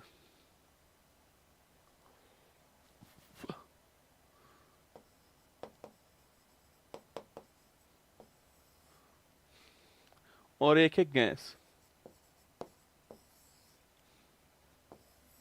एग्जाम्पल लिख लीजिए समझने के लिए। बर्फ, पानी और आपके भाप। देखो बेटा, बर्फ का पानी में बदलना, सॉलिड का लिक्विड में कन्वर्ट होना, इसे क्या बोलेंगे आपके? अरे भाई, बर्फ का पानी में बदलना, पिघलना नहीं बोलते क्या? बर्फ पिघल गई है ना, तो पिघलना बोलते हैं इसको, ठीक है। इसे बोलते हैं पिघलना। पहले मैं लिख रहा हूं फिर आप लिखना, ठीक है। पिघलना, इसे बोलते हैं मेल्टिंग। कोई दिक्कत है इसके अंदर? भाई, बर्फ का पानी में कन्वर्ट होना मेल्टिंग होता है। क्या होता है? मेल्टिंग होता है। मेल्टिंग पॉइंट होता है उसके लिए ना, गलनांक बिंदु होता है, मेल्टिंग पॉइंट होता है। तो बर्फ का पानी में कन्वर्ट होना पिघलना होता है। क्या होता है? पिघलना होता है, मेल्टिंग होता है, ठीक है। और पूछूं आपसे, पानी का बर्फ में कन्वर्ट होना क्या होता है? आपने फ्रीजर के अंदर पानी रख दिया है, सांचे के अंदर बर्फ बन चुकी है, मतलब फ्रीजिंग हो चुका है। क्या हो चुका है? फ्रीजिंग हो चुका है, जमना। तो मैंने कहा आपसे, जो लिक्विड है इसका बर्फ में कन्वर्ट होना क्या है आपके? ये होता है जमना। इसको बोलते हैं हम लोग फ्रीजिंग।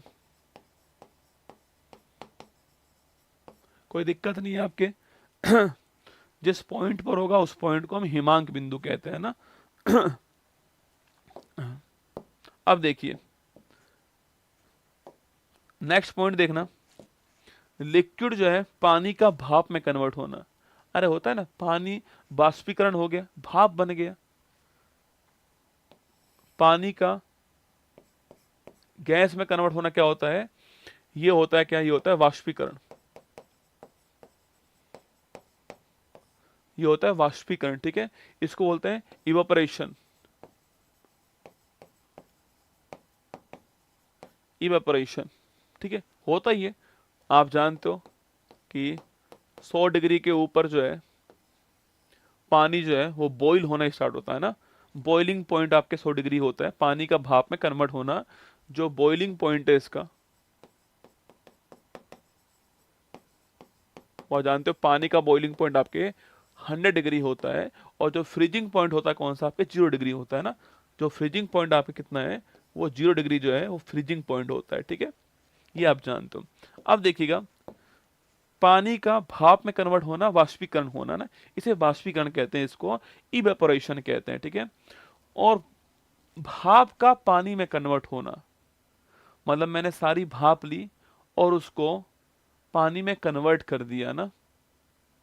कभी चेक किया आपने? पानी गर्म करना, आप लोग ढक देना ऊपर से, आपने भाप बनाई और पतीला ऊपर लगा हुआ है, वो पानी वापस नीचे की ओर आ रहा है। इसे बोलते हैं क्या? इसे बोलते हैं हम आपके संघनन कहते हैं। इसको क्या बोलते हैं? संघनन कहते हैं, इसको कंडेंसेशन कहते हैं, ठीक है। तो मैंने कहा, जो बर्फ है, जो हमारा गैस जो है, इस गैस को पानी में कन्वर्ट होना क्या है आपके? जो गैस है इसका, ये दिख रहा है पेन? जो गैस है इसका पानी में कन्वर्ट होना, छापना क्या है? ये होता है क्या? संघनन होता है, संघनन। इसको बोलते हैं हम लोग, क्या बोलते हैं? इसको बोलते हैं हम कंडेंसेशन,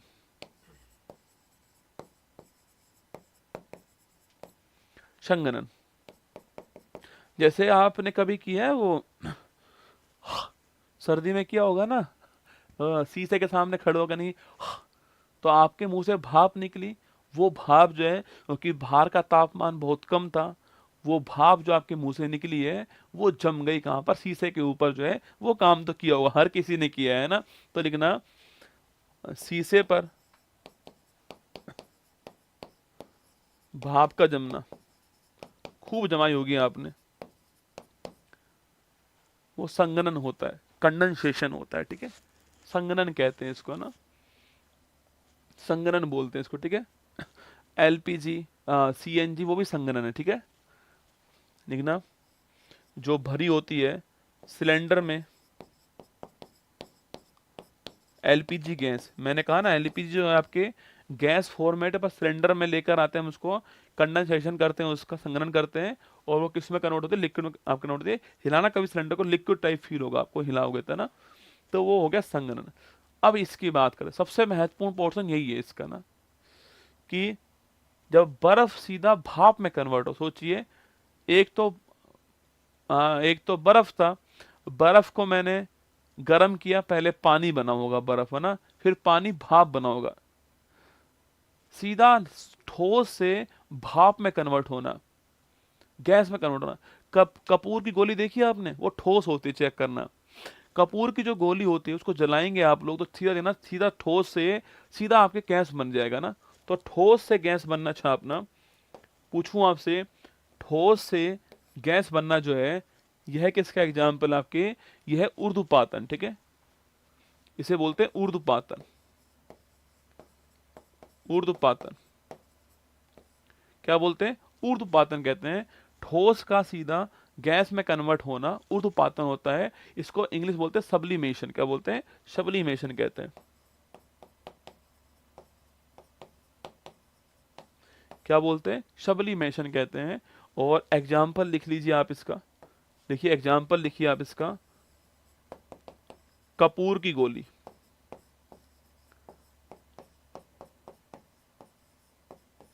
ठीक है, ये एग्जाम्पल इसका। लिखना,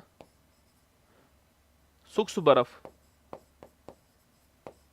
कभी देखना आप इसको, जो जिसको हम ठोस CO2 कहते हैं,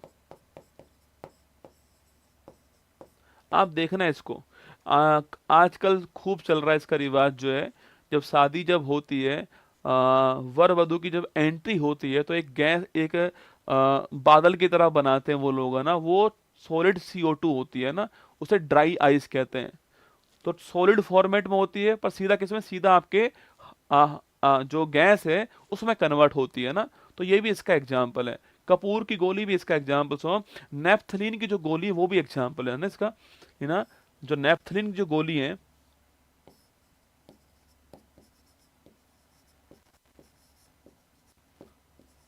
ये भी इसी का एग्जाम्पल है। ये कहाँ देखी है आपने, अरे आपने वॉशरूम देखा है आपने, वॉशरूम में आपके व्हाइट व्हाइट गोली लगी होती है, देखा है आपने, वो सॉलिड फॉर्मेट में होती है, उसे बोलते हैं नेफ्थलीन की गोली बोलते हैं। बाथरूम, बाथरूम के अंदर ना, जो बाथरूम होता है उसमें होती है ना, देखा होगा आपने इसको भी, है ना।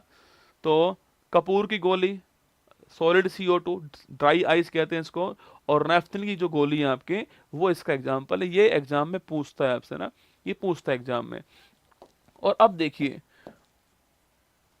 ठोस का गैस में कन्वर्ट होना, और दोस्तों गैस का किसके अंदर, गैस जो है उसका सीधा ठोस में कन्वर्ट होना। देखो भाप है, भाप को मैं ठंडा करूंगा तो पहले पानी बनेगा, फिर पानी को ठंडा करूंगा तो मैं बर्फ बनेगा।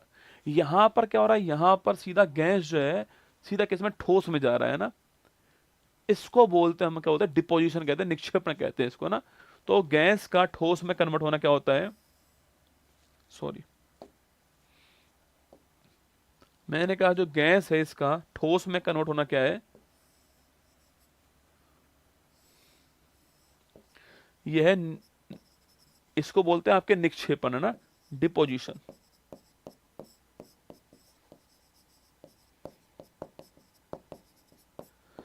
इसको बोलते हैं डिपोजिशन कहते हैं, ठीक है।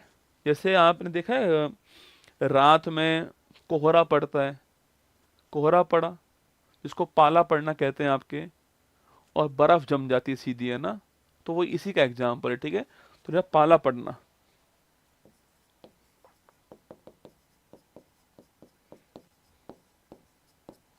पाला पड़ना इसका एग्जाम्पल, ठीक है।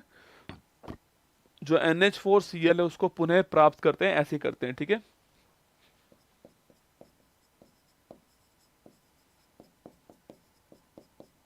को पुनः प्राप्त करना, हम पढ़ेंगे आगे इसके बारे में ना, अभी लिख लो आप। ये खूब आते हैं एग्जाम के अंदर, जो मैंने आपको बनवाया ना, खूब एग्जाम में आते हैं। आराम से बना लो इसको।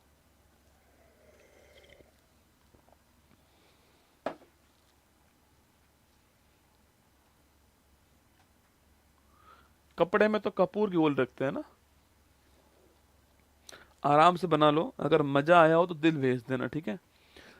क्योंकि देखो ये जो बनाया है ना मैंने आपके सामने, ये बनाने का उद्देश्य यही था कि आपको मजा आए। सब्लिमेशन वाला क्वेश्चन आया था बीपीएससी टीचर्स में, बस हिंदी में नाम नहीं पता इसलिए गलत हो गया। देखो मैं फिर कह रहा हूँ, इंग्लिश हिंदी दोनों आपको याद करने बेटा ना। अब सब्लिमेशन लिख दिया उसने तो समस्या हो जाएगी आपके सामने। तो हिंदी इंग्लिश दोनों याद करने हैं। मैंने दोनों पॉइंट लिखे हैं इसलिए ना। लिखो। वो नीचे नहीं लिखा होता कि आपके शादी में आने का इंतजार करेंगे शुभेच्छु, नाम लिखे होते हैं। ऐसे ही आपके दिलों का इंतजार करेंगे शुभेच्छु, वो नाम लिखे होते हैं, ठीक है। कैंडल की बात करेंगे अभी बेटा ना, कैंडल की बात करेंगे। वो फिजिकल चेंजेस है, वो बात करेंगे अभी। अभी पहले इतना लिख ले तू, जितना पढ़ा रहे उतना पढ़ ले। मैंने पहले ही कहा था अपना दिमाग साइड में रख दो, जो पढ़ा रहा हूं उसको पढ़ लो। कंटेंट की भरमार है अपने पास, चिंता मत करो आप।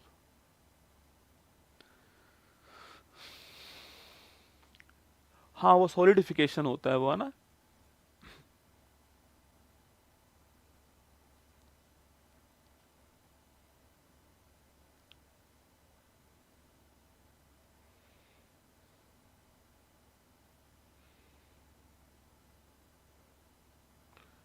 हिंदी इंग्लिश दोनों याद करने बेटा ना, एक याद नहीं करना, दोनों याद करने हैं आपको।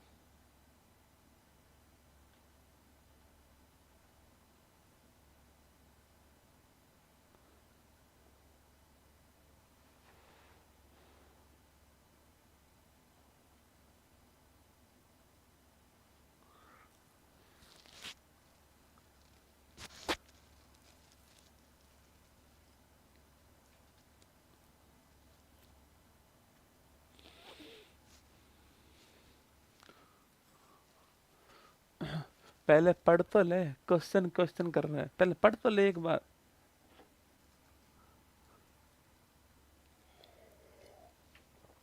24-25 में हुई थी खोज, है ना। ऐसा लिखा मिलता है आपको, ठीक है। 24-25 है ना। देखो आप समझने वाली चीज पे लड़ाई लड़ा करो, ये समझने वाली चीजें सीधी सीधी है ना। अब 24 में हुई 25 में क्या करना है आपको। एग्जाम में ऐसे लिखा आता है, मतलब जो बुक्स है एनसीईआरटी में लिखा हुआ है ऐसे, तो मैंने ये लिखा दिया आपको। ये समझो आप, तो काम की चीज तो ये है, ठोस का लिक्विड में कन्वर्ट होना। इसी को कुछ लोग 2 पेज में लिखाते हैं ना, इसी को कुछ लोग 2 पेज में लिखाते हैं और आप लिखते भी हो आराम से ना। आपको लगता है लिखने समझ में आता है, नहीं दोस्तों। हर चीज को सोचने पड़ेगा आपको। कि बर्फ था, उसका पानी में बनना, पिघलना, मेल्टिंग पॉइंट है ना। मेल्टिंग पॉइंट हो गया, ठीक है, गलनांक बिंदु हो गया। लिक्विड का सॉलिड में कन्वर्ट होना क्या हो गया आपके, वो फ्रीजिंग पॉइंट हो गया, हिमांक बिंदु हो गया, जमना हो गया। पानी का गैस में कन्वर्ट होना बाष्पीकरण हो गया, इवापोरेशन हो गया, बॉइलिंग पॉइंट हो गया। गैस का पानी में कन्वर्ट होना क्या हो गया आपके, कंडेंसेशन हो गया, संघनन हो गया, ठीक है। ठोस का गैस में कन्वर्ट होना आपके ऊर्ध्वपातन हो गया, सब्लिमेशन हो गया। उसके एग्जाम्पल कुछ आपको ध्यान रखने हैं, ठीक है। और गैस का ठोस में कन्वर्ट होना क्या आता है, निक्षेपण होता है, डिपोजिशन होता है। पाला पड़ना, NH4Cl का पुनः प्राप्त होना, वो इसका एग्जाम्पल है, ठीक है। लिखा नहीं लिखा आपने ये बताओ, लिख लिया हो तो आगे बढ़ जाए।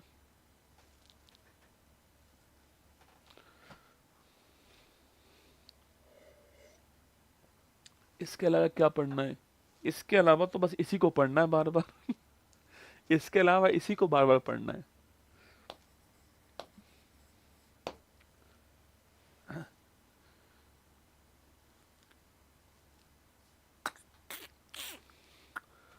चले भैया।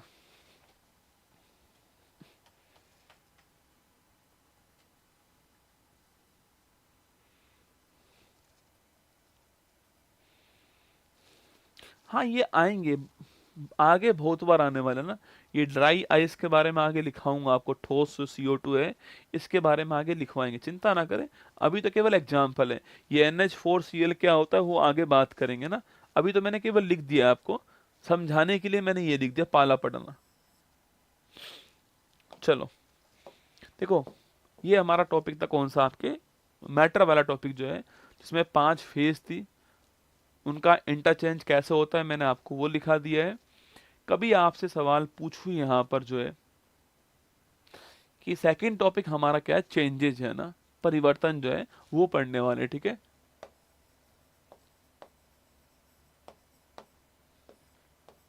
देखो परिवर्तन, यह 2 टाइप के होते हैं। एक होता है फिजिकल चेंज,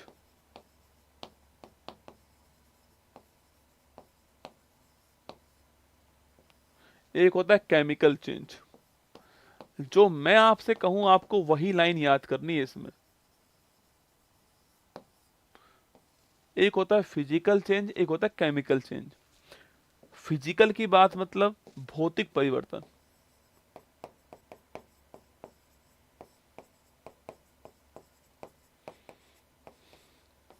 एक होता है रासायनिक परिवर्तन। जितना मैं आपसे कहूं आपको उतना ही याद करना है इसमें बेटा। जो मैं कहूं ना आपसे वही याद करना है। देखो,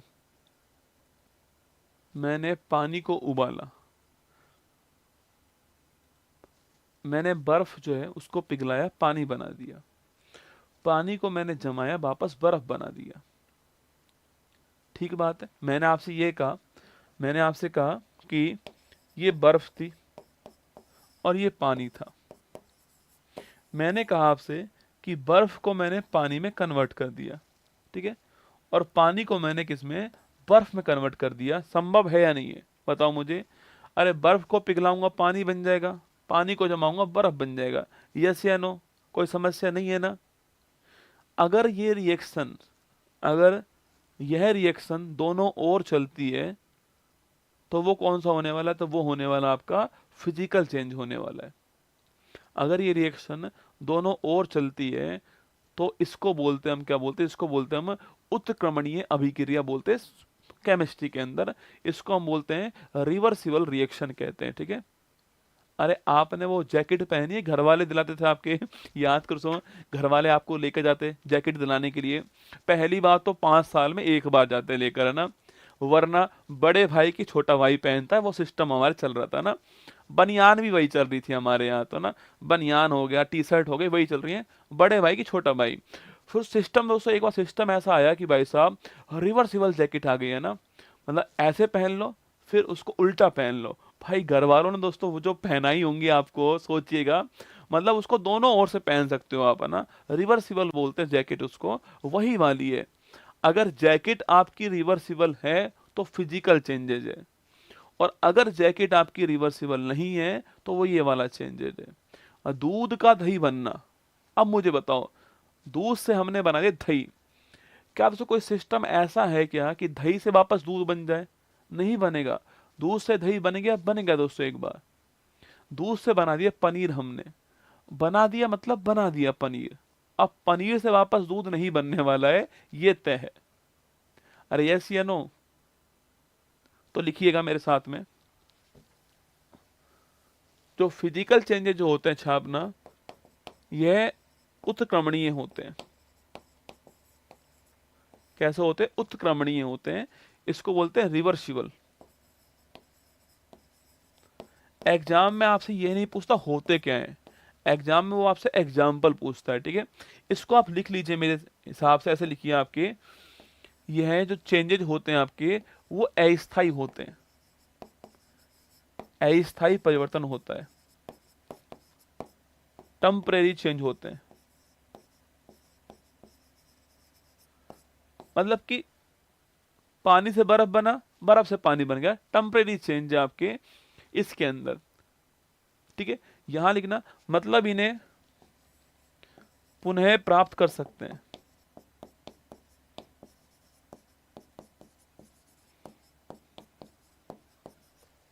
यहां लिखना, यह जो चेंज होते हैं आपके वो अनुत्क्रमणीय होते हैं।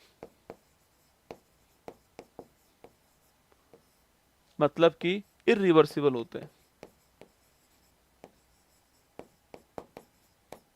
मतलब कि यह चेंज स्थायी होता है, एक बार हो गया, स्थायी परिवर्तन होता है, परमानेंट चेंज होता है।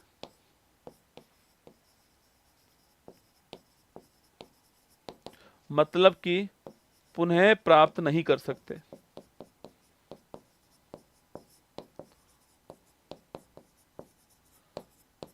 यह आपसे नहीं पूछता, यह केवल आपकी समझ के लिए लिखवाया गया पॉइंट है, बाकी आपसे पूछता नहीं है ये ना। एग्जाम में पूछता है इनके एग्जाम्पल कौन कौन से, सवाल पूछेगा दूध से दही बनना किसका एग्जाम्पल है, केमिकल का, फिजिकल का, दोनों का सवाल ऐसे पूछता है आपसे ना। अब लिखते हैं हम इसके एग्जाम्पल कौन कौन से, ठीक है, देखिएगा आगे लिख रहा हूं अगले पेज पे, एक बार लिख लीजिए आप लोग, लिख लीजिए एक बार, फिजिकल चेंज क्या होते हैं और केमिकल चेंज क्या होते हैं। आपको इसकी डेफिनेशन याद नहीं करनी है, आपको इसके एग्जाम्पल दिमाग में रखने हैं। फिजिकल मतलब वापस वो बन जाए, फिजिकल है, और वापस वो नहीं बने तो आपके क्या हो जाएगा, केमिकल चेंजेज है ना, नोट कीजिएगा।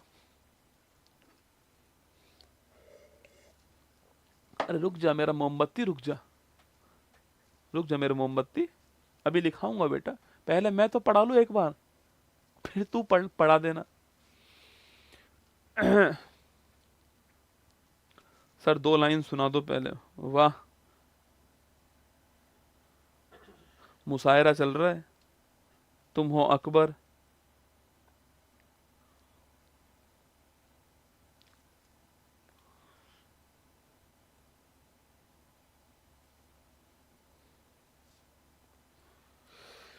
श्री कृष्ण गोविंद हरे मुरारी, हे नाथ नारायण वासुदेव। श्री कृष्ण गोविंद हरे मुरारी, हे नाथ नारायण वासुदेव। हे नाथ नारायण वासुदेव। श्री कृष्ण गोविंद हरे मुरारी, हे नाथ नारायण। चलो लो सुनिएगा, सही बैठ रहा है दोस्तों, ये है ना, ये जो ईवीएम वाला मशीन है उसके ज्यादा ठीक है, सुनना। अधूरी हसरतों का इल्जाम, अधूरी हसरतों का इल्जाम हर बार हम पर लगाना ठीक नहीं। अधूरी हसरतों का इल्जाम हर बार हम पर लगाना ठीक नहीं। वफा खुद से नहीं होती और ईवीएम को दोष देते हो। वफा तो खुद से नहीं होती है और दोष ईवीएम को देते हो। आप समझ जाओ कहां पे जा रही है लाइन, है ना। छोटी छोटी मगर मोटी बातें, हाँ। चलो लिखो, एग्जाम्पल लिखो, मुद्दा वही है ना। ये फिजिकल चेंज है और ये केमिकल चेंज है।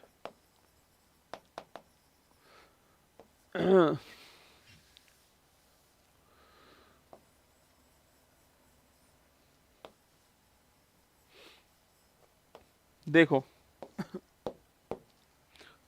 फिजिकल चेंज के एग्जाम्पल देखते हैं, ठीक है। देखो, मैंने जितने भी अभी आपको एग्जाम्पल लिखाए थे ना, कौन कौन से, ये सारा चार्ट, यह सारा चार्ट किसका एग्जाम्पल, फिजिकल का। अरे देखो ना यहाँ पर फोटो देखो, इससे ये बना, इससे ये बन गया, यही तो मैं कह रहा हूँ, फिजिकल हो गया ना, रिवर्सिबल हो गई। इससे ये बना, इससे ये बन गया, रिवर्सिबल हो गई। इससे ये बना, इससे ये बन गया, रिवर्सिबल हो गई। तो ये जो पूरा चार्ट है आपका वो किसका है, ये पूरा चार्ट फिजिकल चेंजेस का एग्जाम्पल है। लिखिएगा मेरे साथ, लिखिएगा, लिखना। बर्फ का पानी में कन्वर्ट होना, बर्फ का भाप बनना, पानी का भाप बनना। ये तीनों एग्जाम्पल के, तीनों एग्जाम्पल जो है किसके हैं, फिजिकल चेंजेस। उस डायग्राम में जो कुछ था वो सारा क्या था, फिजिकल चेंजेस था, ये आपको ध्यान रखना है, ठीक है। मैंने कुछ पॉइंट यहाँ पर लिख दिए, ठीक है। अब लिखिए आगे आप, देखो, एक कील है, एक कील है, ठीक है।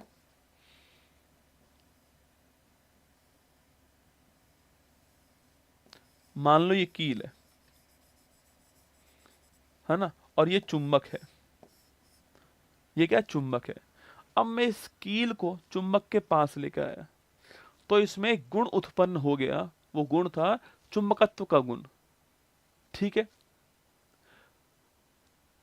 हो गया। अब मैं इस कील को चुंबक से दूर ले गया तो गुण समाप्त हो गया। अरे यस या नो।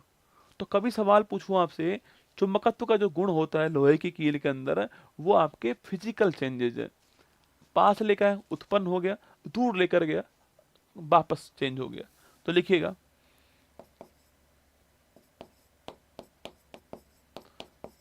लोहे की कील में ये सारे एग्जाम्पल आए हुए हैं ना, जब भी लिखा रहा हूं आपको, ठीक है। चुंबकत्व का गुण उत्पन्न होना,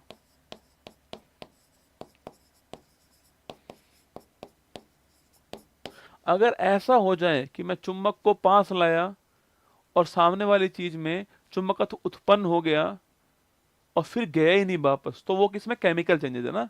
मैं लोहे की कील को पास लाया, चिपक गई, वो दूर ले गया, दूर हट गई, तो फिजिकल चेंजेस है ना। अपनी पहले वाली अवस्था में वापस आ गई, फिजिकल चेंज है ना। एक बड़ा प्यारा एग्जाम्पल जो एग्जाम में खूब पूछता है, हम लोग कंफ्यूज ही रहते हैं उसके अंदर, वो है मोम का पिघलना।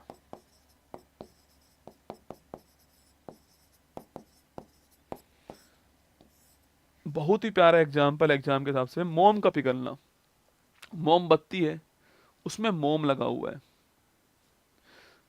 वो जल रहा है, मोम पिघल रहा है। देखो, मोमबत्ती का जलना अलग बात है, मैंने लिखा है यहाँ पर मोम का पिघलना। यही तो सवाल फंसता है एग्जाम में। जो मोम जल रहा है तो मोमबत्ती के अंदर वो साइड में इकट्ठा हो रहा है। कभी चेक किया आपने, जो मोम जल रहा होता है वो साइड में इकट्ठा हो रहा है। कभी कभी आपने ये भी काम किया होगा कि मोमबत्ती जलाई दोस्तों, आपने जलाने के बाद आपने मोमबत्ती को टिकाने के लिए उसको पहले ऐसा किया ना, पहले 2-3 बूंद गिराई नीचे, फिर उसके ऊपर मोमबत्ती खड़ी कर दी आपने। ये काम भी किया होगा। जब वो मोमबत्ती जल रही होती है ना, जो मोम पिघल रहा होता है, वो जब वापस जम जाएगा तो वापस मोम बन जाएगा। तो मोम का पिघलना जो है वो कैसा एग्जाम्पल है, फिजिकल चेंजेस है। क्योंकि जो मोम पिघल रहा है वो जम भी रहा है साथ में, साइड में। तो मोम का पिघलना चेंजेस कौन सा आपके, वो चेंजेस अपना कौन सा, फिजिकल चेंजेस है। मोमबत्ती का जलना नहीं है, मोम का पिघलना कैसा चेंज है, मोम का पिघलना जो है फिजिकल चेंजेस है। यह पॉइंट आपको ध्यान है ना एग्जाम के हिसाब से ना। तो मोम का पिघलना फिजिकल चेंजेस है। अब लिखिए आप लोग, यहां आते हैं हम लोग केमिकल वाले के अंदर।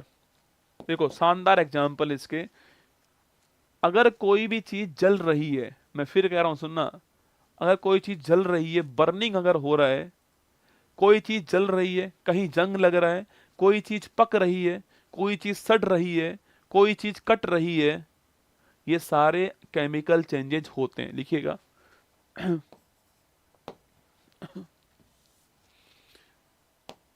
जलना, बर्निंग,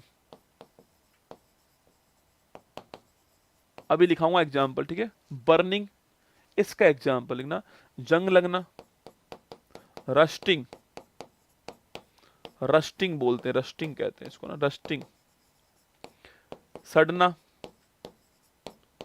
लिखना, सड़ना, कटना, सड़ना, कटना, जलना, जंग लगना,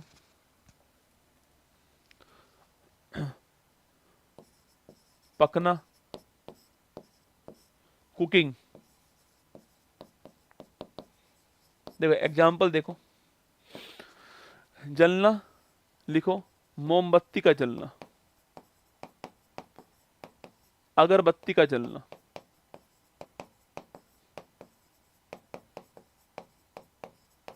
तो कभी सवाल अगर पूछ लेना आपसे कि मोमबत्ती का जलना, अगरबत्ती का जलना, चेंजेस कौन सा, केमिकल चेंजेस है।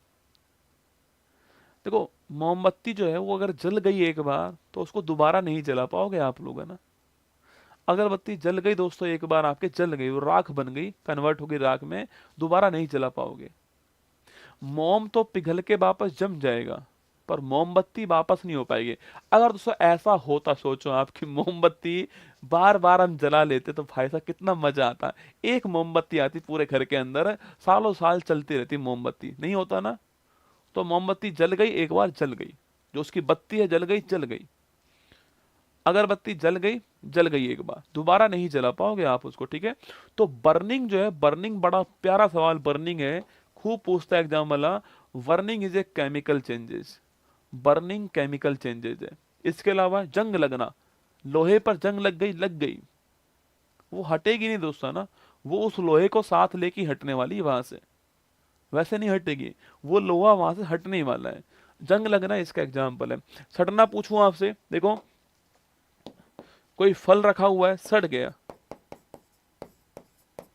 भाई फल रखा हुआ था सड़ गया, अब उसको ठीक कर पाओगे आप? नहीं कर पाओगे, सड़ गया मतलब सड़ गया।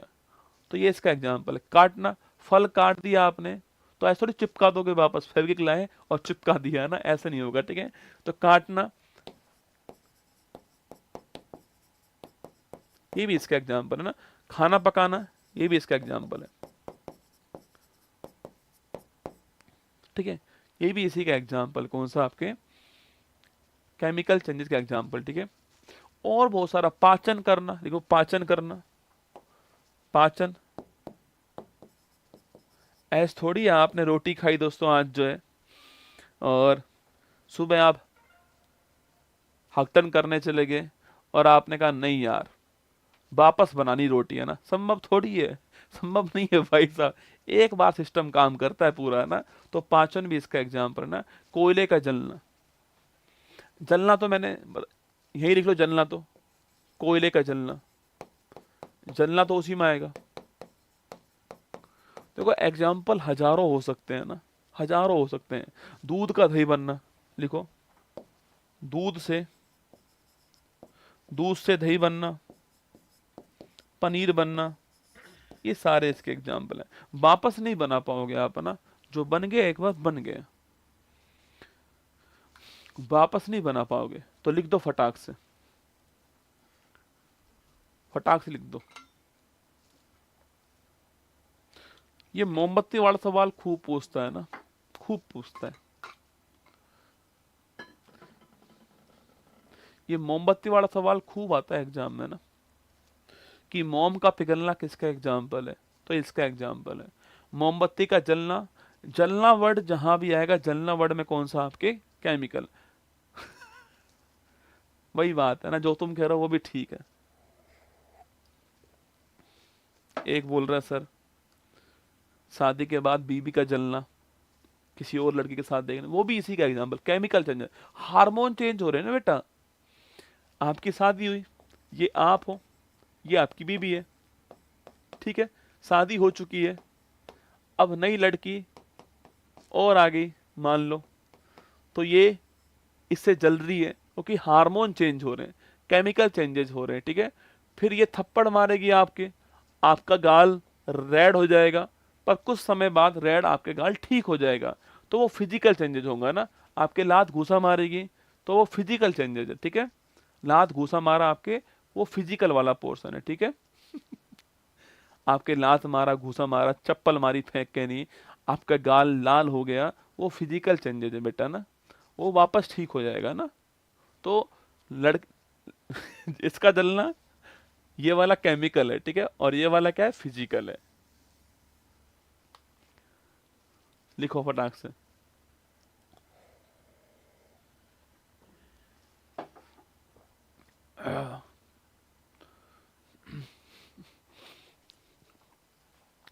अब लिखिए, लिख लिया?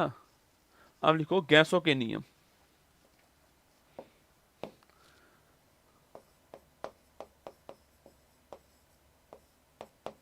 भाई हम तो हमारा पूरा प्रयास कर रहे हैं आपको पढ़ाने का, पूरा प्रयास कर रहे हैं, ठीक है।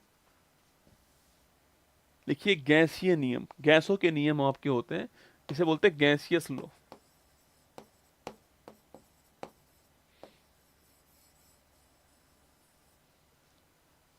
इसे बोलते हैं गैसियस लॉ। देखो आपने आज तक थोड़ा अलग पढ़ा होगा, मैं थोड़ा अलग पढ़ाने वाला हूँ। जो आपने अंत में पढ़ा है मैं उसको सबसे पहले पढ़ाने वाला हूं आपको, जो अंत में पढ़ा है वो हम पहले पढ़ेंगे, ठीक है। देखो, आपने एक इक्वेशन पढ़ी होगी और वो है आदर्श गैस का नियम, पढ़ा होगा आपने ना। आदर्श गैस जो है इसके बारे में पढ़ा होगा आपने, इसका समीकरण होता है, इक्वेशन होती है, और वो होती है क्या आपके, वो होती है PV is equal to N R T. खूब सुना होगा आपने, साइंस वालों ने खूब पढ़ा भी होगा इसको, जिन्होंने नहीं पढ़ा है कोई बात नहीं, अब पढ़ लिया। जो आदर्श गैस जो होती है, जो नोबल गैस जो होती है, परफेक्ट जो गैस होती है आपके, आइडल जो गैस होती है, उसकी एक इक्वेशन होती है PV is equal to N R T. यहां पर जो पी वर्ड है, इस पी का अर्थ है प्रेशर, मतलब दाब। पी जो वर्ड है इसका प्रेशर है, ठीक है, प्रेशर, दाब, ठीक है। जो आपके वी वर्ड है इसका अर्थ है वॉल्यूम, मतलब आयतन।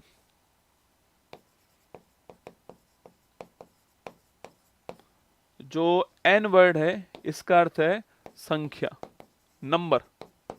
जो एन वर्ड है इसका अर्थ है संख्या, अणुओं की संख्या ना, देखो अणुओं की संख्या। नंबर, जो आर है ये एक नियतांक है, कांस्टेंट है, गैस नियतांक बोलते हैं इसको। आर जो है ना वो फिक्स वैल्यू होती है आर की, वो गैस नियतांक होता है आर। इसकी वैल्यू होती है 8.314 जूल प्रति किलोग्राम प्रति मोल। इसकी वैल्यू होती है 8.314 जूल प्रति किलोग्राम प्रति मोल। ये ध्यान रखना है आपको, फिक्स वैल्यू है, कहीं भी आर यूज होगा इस इक्वेशन के अंदर तो फिक्स वैल्यू होने वाली है। अब ये कैसे निकल कर आई, वो हमारा फिजिक्स वाला पोर्शन होता है, वो हमारा 11th 12th आईआईटी जेई की बात होती है ना। हमारे, मैंने कहा ना, हमें केमिस्ट्री का एप्लीकेशन पढ़ना है, उसका यूज कहाँ पर हो रहा है। ये आप मान लो कि ये तो होता ही होता है, PV equal to N R T तो होता ही है ना। अब हमें इसको समझना है कि इसमें है क्या क्या। तो P इक्वल टू प्रेशर है, V इक्वल टू वॉल्यूम है, N equal to number of molecule है, R एक नियतांक कांस्टेंट है जिसकी वैल्यू 8.314। जो मैंने आगे लिखा है वो बड़ा महत्वपूर्ण है ना। देखो सारा खेल इस आगे लिखी बात का है। मैंने बोला कि मेरी लंबाई 5.8 है, समझ पाओ क्या है। जब तक मैं ना लिखूं पीछे की फिट है, मीटर है, सेंटीमीटर है, तब तक इस 5.8 कोई वैल्यू नहीं है। तो जो मात्रा, जो मात्रक जो होता है, जो यूनिट जो होती है, वही सबसे महत्वपूर्ण पोर्शन है फिजिक्स और केमिस्ट्री के अंदर, ठीक है। तो ये जूल प्रति किलोग्राम प्रति मोल आपकी ये है, ठीक है। अब मैंने कहा जो टी वर्ड है, टी का अर्थ क्या, टी का अर्थ है आपके तापमान। आप सबसे अंत में पढ़ते हो इसको, मैंने सबसे पहले आपको यही पढ़ा दिया है। ये आपको ध्यान रखना है, PV equal to N R T आपका आदर्श गैस का समीकरण है। यहां पर देखिए, यहां पर आपको जो वर्ड देखने काम के, जो वर्ड है देखो, नंबर ऑफ मॉलिक्यूल सेम रहेंगे, इनको छोड़ो, ये कांस्टेंट हो गया, आर कांस्टेंट हो गया। मैंने कहा तीन चीजें चेंज होंगी यहां पर, पी, वी और टी। इन तीन के आधार पे तीन नियम बनाए गए। आपको लगता है कि भाई कैसे बने होंगे नियम, तो मैं बता रहा हूं मैं आपको। जो तीन चीजें चेंज होने वाली हैं, गैस का प्रेशर, गैस का वॉल्यूम, गैस का तापमान, इन तीन आधार पे तीन नियम बनाए गए। इन तीन आधार पे तीन नियम बनाए गए, ठीक है। अब देखिए मैंने आपसे कहा कि P V is equal to N R T है, यस या नो बेटा।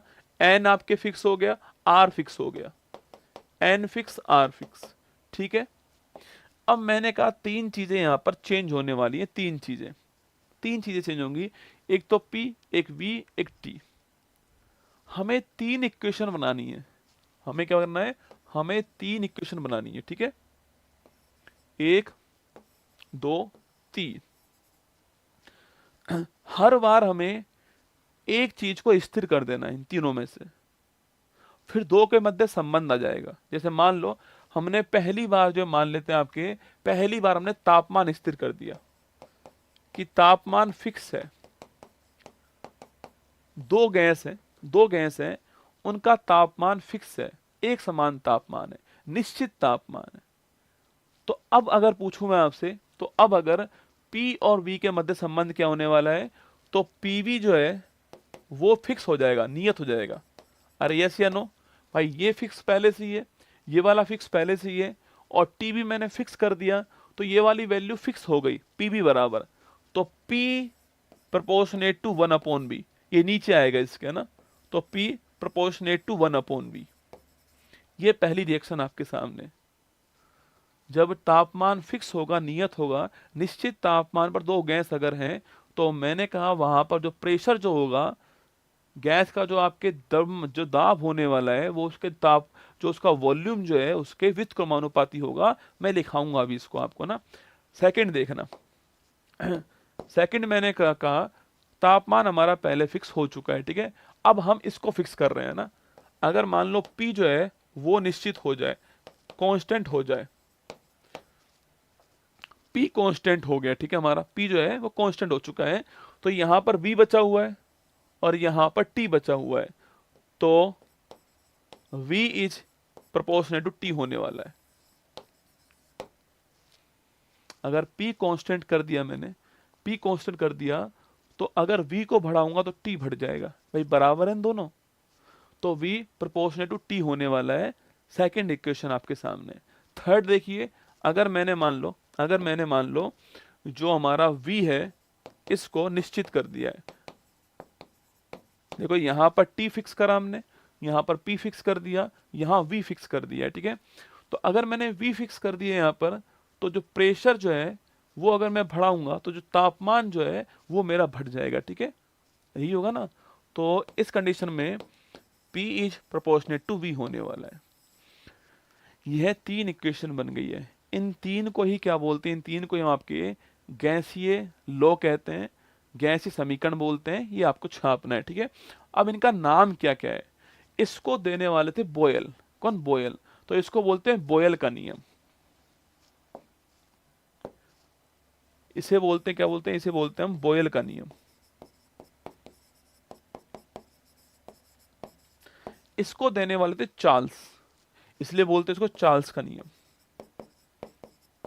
देखो याद करोगे भूल जाओगे, यह तरीका सबसे बढ़िया है। अभी मैं आपको ट्रिक लिखाऊंगा इसकी, ठीक है। तो बॉयल का नियम ये वाला है, चार्ल्स का नियम ये वाला है, और जो आपके ये जो V बराबर जो कांस्टेंट है आपके, मैंने कहा ये किसका, ये आपके गे लुसेक का नियम है। ये नाम साइंटिस्ट के नाम है ना।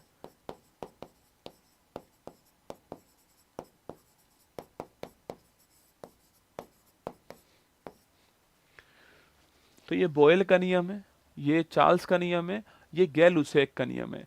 इनका अर्थ क्या है वो आपको मैं लिखा रहा हूं यहां पर नीचे की ओर देखना। देखो इस नियम का अर्थ क्या है, इसका अर्थ है कि निश्चित तापमान पर, लिखिए मेरे साथ में, निश्चित तापमान पर, निश्चित तापमान पर गैस का द्रव्यमान, गैस का दाब, गैस का दाब आयतन के व्युत्क्रमानुपाती होता है, ये इसका अर्थ है, व्युत्क्रमानुपाती होता है। और होता भी है बेटा। अरे मैंने कहा आपसे अगर मैं गैस को दबाऊंगा तो उसका वॉल्यूम कम होगा ना, यही तो कह रहा है कि मैंने अगर गैस में दाब लगा दिया तो गैस का वॉल्यूम कम हो जाएगा, यही तो बात बोल रहा है। लिख लीजिए, अगर मैंने दाब को बढ़ाया तो वॉल्यूम कम होगा, ये तो आप भी जानते हो, कौन सी बड़ी बात है। अगर मैंने गैस को दबा दी तो वॉल्यूम कम हो जाएगा, अगर मैंने गैस को, सिलेंडर जो है हमारा, उसके बाहर निकाल दिया तो वॉल्यूम बढ़ जाएगा, मैंने उसको दबा के नहीं सिलेंडर में भर दिया तो वॉल्यूम कम हो गया। कौन सी नई बात है आपके सामने। तो ये कहने वाले बॉयल साहब थे, तो ये बॉयल का नियम हो गया। ये लाइन आपके एग्जाम में लिखी आएगी, आपसे इक्वेशन पूछ सकता है, ये पूछ सकता है, कुछ भी आपके एग्जाम पूछ सकता है, ठीक है। तो ये आपको ध्यान रखना है ना। सेकेंड नियम है आपके चार्ल्स का नियम। चार्ल्स क्या बोल रहे हैं, चार्ल्स साहब कह रहे हैं, चार्ल्स कह रहे हैं लिखना, निश्चित दाब पर, निश्चित दाब पर गैस का निश्चित दाब पर गैस का आयतन तापमान के समानुपाती होता है।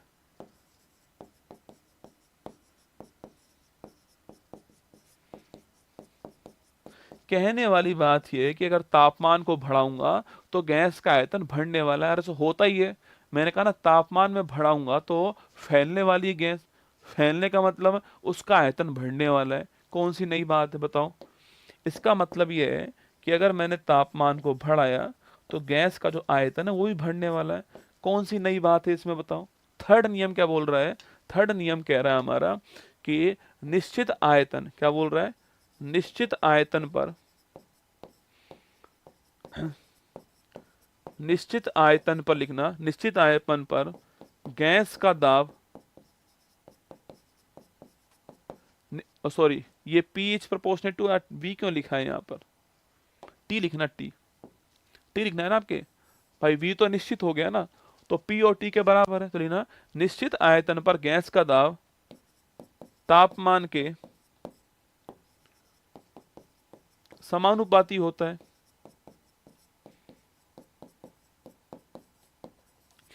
जो एलपीजी जो गैस होती है ना, कभी चेक करना उसको आप लोग जो है, जब वो निकले ना तो उसके हाथ लगाना पास में, आपको फील होगा ठंडी ठंडी गैस होगी, है ना? तो अगर मैं दाब बढ़ाऊंगा, प्रेशर बढ़ाऊंगा तो गैस ठंडी हो जाएगी। अगर मैं प्रेशर को बढ़ाऊंगा तो गैस ठंडी होने वाली है, ये कह रहा है ये। देखिएगा, इसका अर्थ हो गया है, अगर प्रेशर को बढ़ाया है मैंने आपके सामने तो तापमान बढ़ने वाला है ना, ये थर्ड नियम कह रहा है। ठीक है, गर्म हो जाएगी गैस, है ना? तो ये थर्ड नियम कह रहा है। तीन नियम आपके सामने थे। अब देखो, ये तो आपके पल्ले पड़ गया, बस आपको ये याद हो जाए कि किस वाले नियम में कौन कांस्टेंट होगा। बस ये याद हो जाए आपको कि भाई चार्ल्स वाले में पी कांस्टेंट होगा, वॉयल वाले में तापमान कांस्टेंट होगा, और गैल उशैक के अंदर वी कांस्टेंट होगा। अगर आपको ये याद हो जाए तो आप इस रिएक्शन से संबंध निकाल दोगे। अरे यस या नो? निकाल दोगे ना आप संबंध? तो यहां पर ट्रिक लिख लेना आप जो है, कौन सी चीज कांस्टेंट करनी है हमको। ठीक है, देखो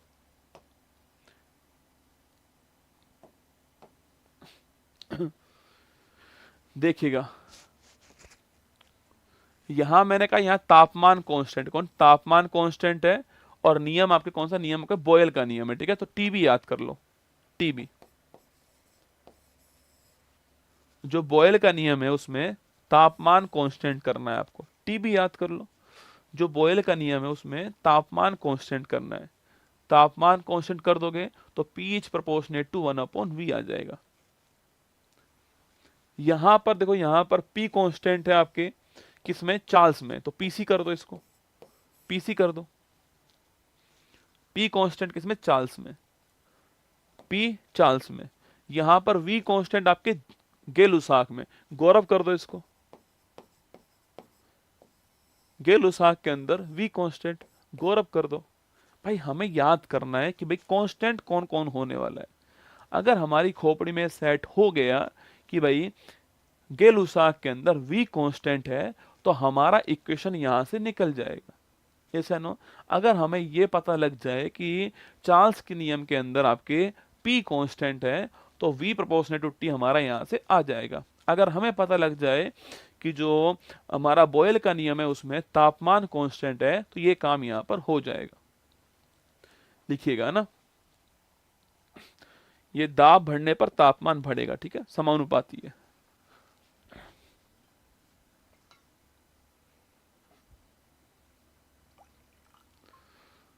थोड़ी थोड़ी समझ में आई बात मेरी आपको?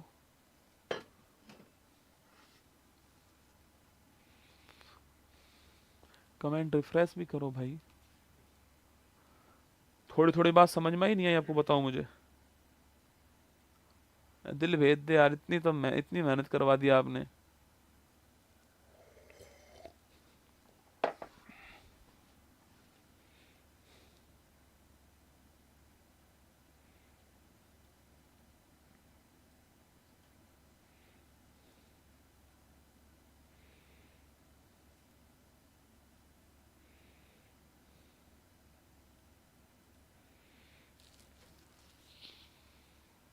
बस लास्ट छोड़ रहा हूँ ना, अब छोड़ रहा हूँ, ठीक है।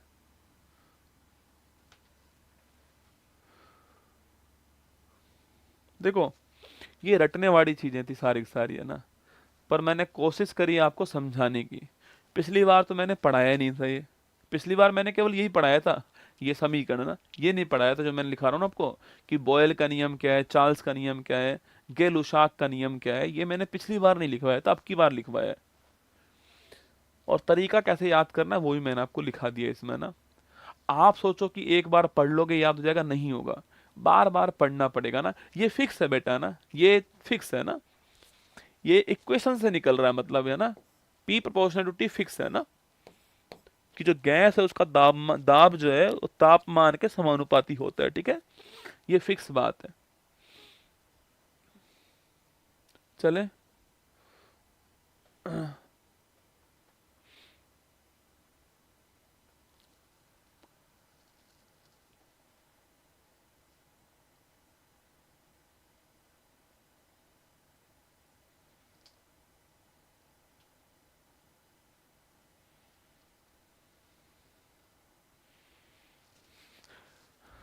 जो सिलेंडर जो होता है ना बेटा, सिलेंडर जो होता है उसमें वो बहुत अधिक तापमान पे भरी होती है गैस, यस या नो, भरी होती है ना गैस। जब हम प्रेशर कम करते हैं तो गैस बाहर आती है और ठंडी महसूस होती है ना। तो जब हमने दाब कम किया तो हमें ठंडी महसूस हुई, यही तो कह रहा है कि दाब को कम करूंगा तापमान कम हो जाएगा, यही तो कह रहा है। वो मैंने गलती से मिस्टेक बोल दी थी आपको वहां पर, जो है भाई सिलेंडर में गैस भरी हुई है, अब हमें उसको बाहर निकालना है, वहां उसका दाब अधिक है, मुझे दाब कम करना पड़ेगा, रेगुलेटर खोलना पड़ेगा। जैसे ही मैंने रेगुलेटर खोल दिया तो दाब कम हो गया, दाब कम हुआ, गैस ठंडी हो गई, और यही तो मैं कह रहा हूँ आपसे, ठंडी महसूस होगी आपको ना। वो वहां पर गलती से सॉरी बाई मिस्टेक मैंने वहां पर ये लाइन बोलना भूल गया कि रेगुलेटर खोलना है आपको ना। अब एक लास्ट पॉइंट और लिख दीजिए, एक लास्ट पॉइंट और लिख लीजिए, फिर आपको छोड़ने वाला हूं, और वो है, लिख दीजिए नोट आवोगाद्रो संख्या, आवोगाद्रो नियम, यही भी गैस का नियम है ना। एक आवोगाद्रो नाम से बहुत ही फेमस साइंटिस्ट हुए हैं, कभी अगर आप केमिस्ट्री पढ़ते हो तो इनका नाम खूब आएगा, मोल के अंदर खूब नाम आता है इनका ना, केमिस्ट्री के अंदर। देखो इन्होंने ये कहा कि जो फॉर्मूला है हमारा वो है PV is equal to NRT. कभी आप पी कांस्टेंट कर रहे हो, कभी आप वी कांस्टेंट कर रहे हो, कभी आप टी कांस्टेंट कर रहे हो, अगर ऐसा हो जाए कि जो गैस है उसका तापमान, दाब और आयतन तीनों बराबर हो जाए, तो ऐसी कंडीशन में जो दो गैस हैं उनके अंदर जो अणुओं की संख्या वो बराबर होगी, यही तो कह रहा है। देखो इस ये बोल रहा है कि पीवी कांस्टेंट हो, पी नियत हो जाए, पी निश्चित हो दो गैस का, वी भी निश्चित हो जाए दो गैस का, और टी जो है यह भी निश्चित हो जाए। तो आप मुझे बताओ भाई, आर तो पहली कांस्टेंट है बेटा, आर तो पहली नियतांक है, तो जब जब को सब कुछ कांस्टेंट होगा तो दो गैसों के अंदर जो अणुओं की संख्या है वो बराबर होगी, यही नियम है अवोगाद्रो का नियम, ठीक है, लिख लीजिए, लिख लीजिएगा, सभी गैसों में निश्चित तापमान, दाब और आयतन पर, और आयतन पर, और आयतन पर, सभी गैसों में निश्चित तापमान, दाब और आयतन पर गैसों में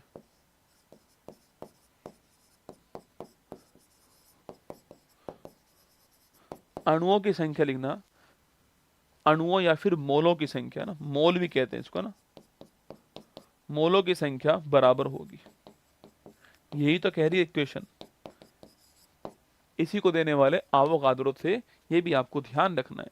तो आज हमने दो चैप्टर पढ़ लिए आपके, कौन कौन से पढ़े हमने, एक तो पढ़ा हमने कौन सा, जो हमारा पदार्थ है वो पढ़ लिया है, एक हमने गैसों के नियम पढ़ लिए, एक हमने क्या पढ़ लिया, एक हमने आपके परिवर्तन पढ़ लिया, तो ये पढ़ चुके हम आज।